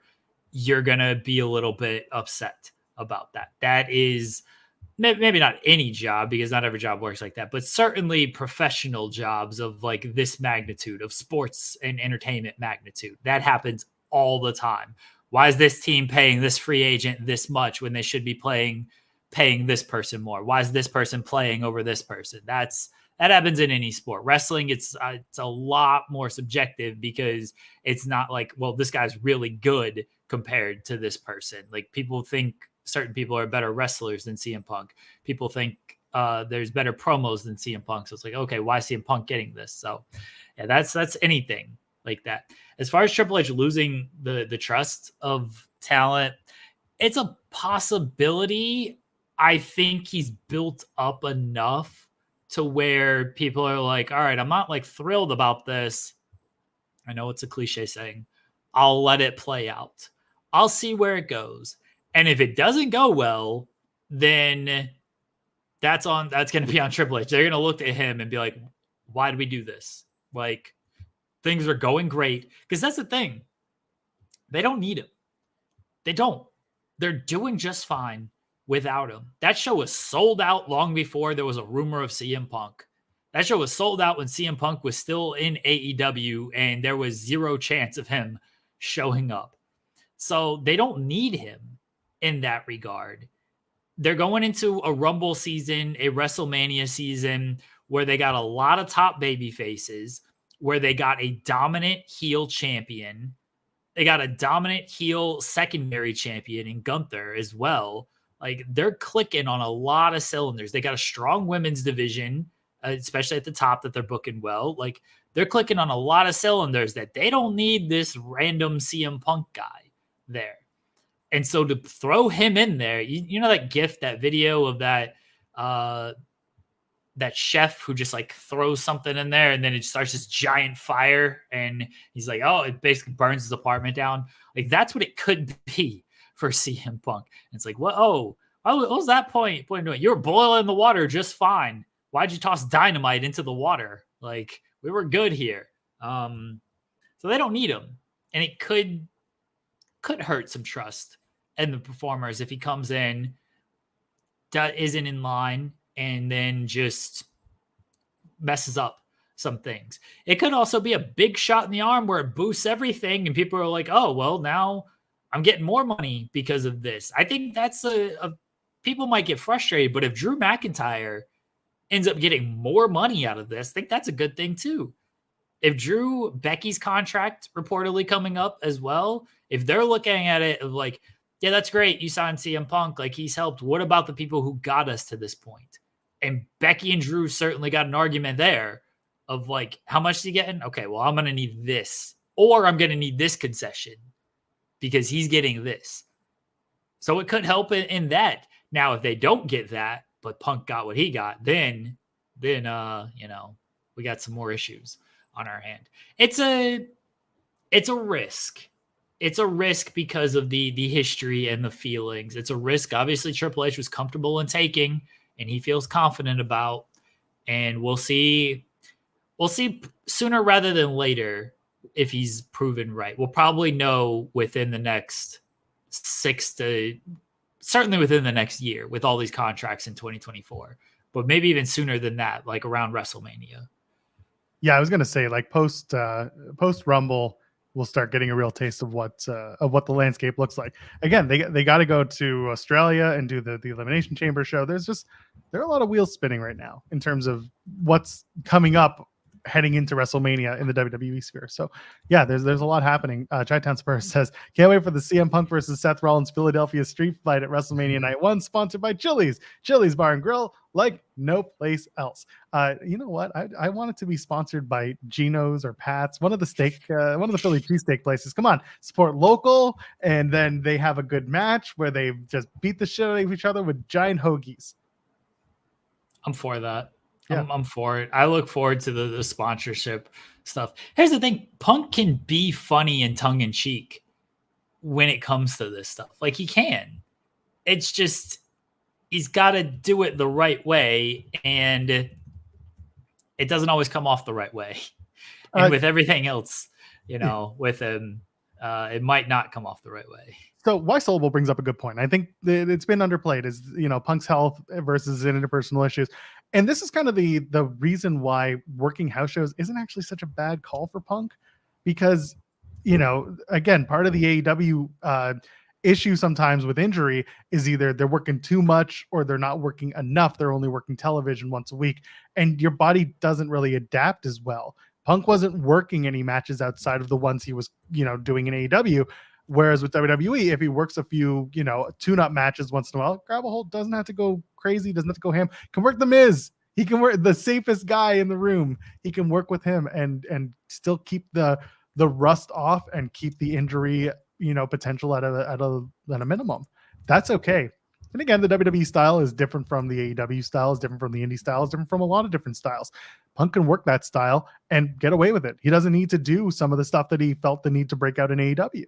So his health is on a lot of people's minds, but I don't think they view the expectation of what he should do too much differently from, or quite differently from what he was doing in AEW. You should work all the house show loops, work Logan Paul, work Dominic Mysterio. Let him work Dominic. That's an easy match. Here's the thing I'm interested in when it comes to the booking of CM Punk is, and I think the fans are going to dictate a lot of it, but this is something that became a thing in AEW, certainly with Collision. Are you baby facing or are you heel here? Punk? Because what do you think how do you think the fans are going to react? How do you think they should play it? I think he comes in as a babyface. You don't bring him in Chicago like that and get a pop like that and then be like, oh, but actually he's a heel. Unless they go ahead and turn him literally tonight, there's no reason that he should be anything other than a babyface coming back in. I'm with you. Like Chicago, he was always going to get that pop, right? Yeah. It does feel like it's going to be a Shades of Grey feud with him and Seth Rollins, though. I think Punk works a lot better as a heel. He's much better as a heel than he is a babyface. I also think they're kind of lacking heels. Like the babyface roster is strong. Name me the strong heels. There's Roman, there's Drew. Judgment Day, but Judgment Day's feuded with these guys a million times. I think we cement Drew tonight as a heel. Okay. I think he does something dastardly. I think Orton sooner than later, because you'll do an Orton babyface tour for maybe a couple loops and then get into it by holiday season, maybe by the beginning of the year. You've got, who else do you have? You've got Nakamura. Gunther. It's not there. You've got Gunther. Yeah, I know there are others. Got Pretty Deadly. They matter. I think the babyface side's just a lot stronger. Yeah. And I feel there's a lot more juice in a heel CM Punk run as well. Like, no offense to him, I ain't got much interest in seeing CM Punk against like Judgment Day. I'm just kind of burnt out on Judgment Day because I feel like they've wrestled everybody. Yeah. And they've done these rematches so much. I'm sure like once a CM Punk Finn Balor feud rolls around, like, oh, this is cool. It feels like there's so much more juice in a Cody feud, in a Seth feud, Sammy, Usos. Like, there's so much more juice in that than Judgment Day. Is there any Randy Finn Balor as one-on-one? well. What's that? Randy and Finn have never had a one-on-one match. That's probably going to happen tonight as a getting my revenge for you taking out my big-headed friend. Hey, big man, you thought you could take out my big-headed friend? I can't do the thing right now, but anyway. Yeah, I have a feeling that we're going to see that. Is there a Raw preview up other than go see CM Punk live? And yeah, there's Randy's going to be there. There's tag team turmoil. There's the women's tag team match. Tag night up. Yeah, there we go. Yeah, there's some other stuff. But look, Bronson Reed and Ivar, let's go. But yes, I think we'll see the main event. I think is going to be Randy versus Finn Balor, which I think is a hot main event to have because those two are damn good at what they do and they've never met one-on-one. So why not do that on the show? That's a good Raw main event. Give it enough time. You can tell a story, maybe have Drew McIntyre show up, take out Randy Orton, or maybe have Jay get involved and, stop Randy from getting beat up and just be like, we're cool, Luce. Like, I'm trying to prove to you that we're cool. So there's some certain things that can work. I don't think Randy's going to turn right away. I think they got some time. I don't think Randy's turning right away either. Again, I think there's some good juice in it. Randy and Punk. You saw the wave that they did to each other. Yep. As well. Like, I think there's some good juice there. They got to be careful about not doing the Shades of Grey stuff so much because I think that's where AEW is sometimes falling short with things. Is they just want everything to be real and Shades of Grey, and like that doesn't always like click long term. I think you can do it for a little bit, but long term, you got to establish this guy's a babyface or this guy's a heel. Yeah. Let me get this last super chat out. You can still send us one as we're starting to wind down. Will Chisholm said, I may be, I don't know, soft, but I just want everything to be okay with everybody. Soft, but I just want everything to be okay with everyone in all the companies. P.S. I do love how Cody called himself an EVP in the media scrum. You want to talk about the media scrum real quick? I know. I feel like you want to run, Joel. So I won't try to make this too long, but I do feel I got to pick up. Yeah, it is. I got to pick up some guacamole. I got to pick up some sour cream. We got to make some burritos for lunch today. People are asking where I am, man. The chef doesn't stop cooking. Are they? All right. It's just my wife. She's hungry. Just so am I. I get it. I feel like this is a larger topic that maybe we can get into on Wednesday. This is a tease for everyone. When Punk went to WWE, obviously this past weekend, there was a big conversation surrounding AEW dead, all that nonsense and stuff. And then it became a conversation about like Cody when he left. And then Cody and Punk were like, what kind of defined what AEW was supposed to be, the counter, the alternative type of thing. And then you have the Young Bucks and Kenny doing what they're doing now. And you had Teal commenting on stuff. Bless her, I love Teal. Mainly because I don't want to get on our bad side. You had her commenting about like what Cody meant to AEW and things like that. It's a big conversation to have. I'm going to say this as a little bit of a tease. I don't think Cody gets enough credit for everything that he put down and did for AEW and the first All In. I think he gets credit. I don't think, and now I think that now that time has passed and he's been gone for almost 2 years, I think you're seeing how valuable Cody was to that company compared to the other EVPs. That's what I'm going to say about it. And I think that, again, there's a larger conversation to be had about Cody and Punk and them representing the alternative of what AEW was compared to WWE.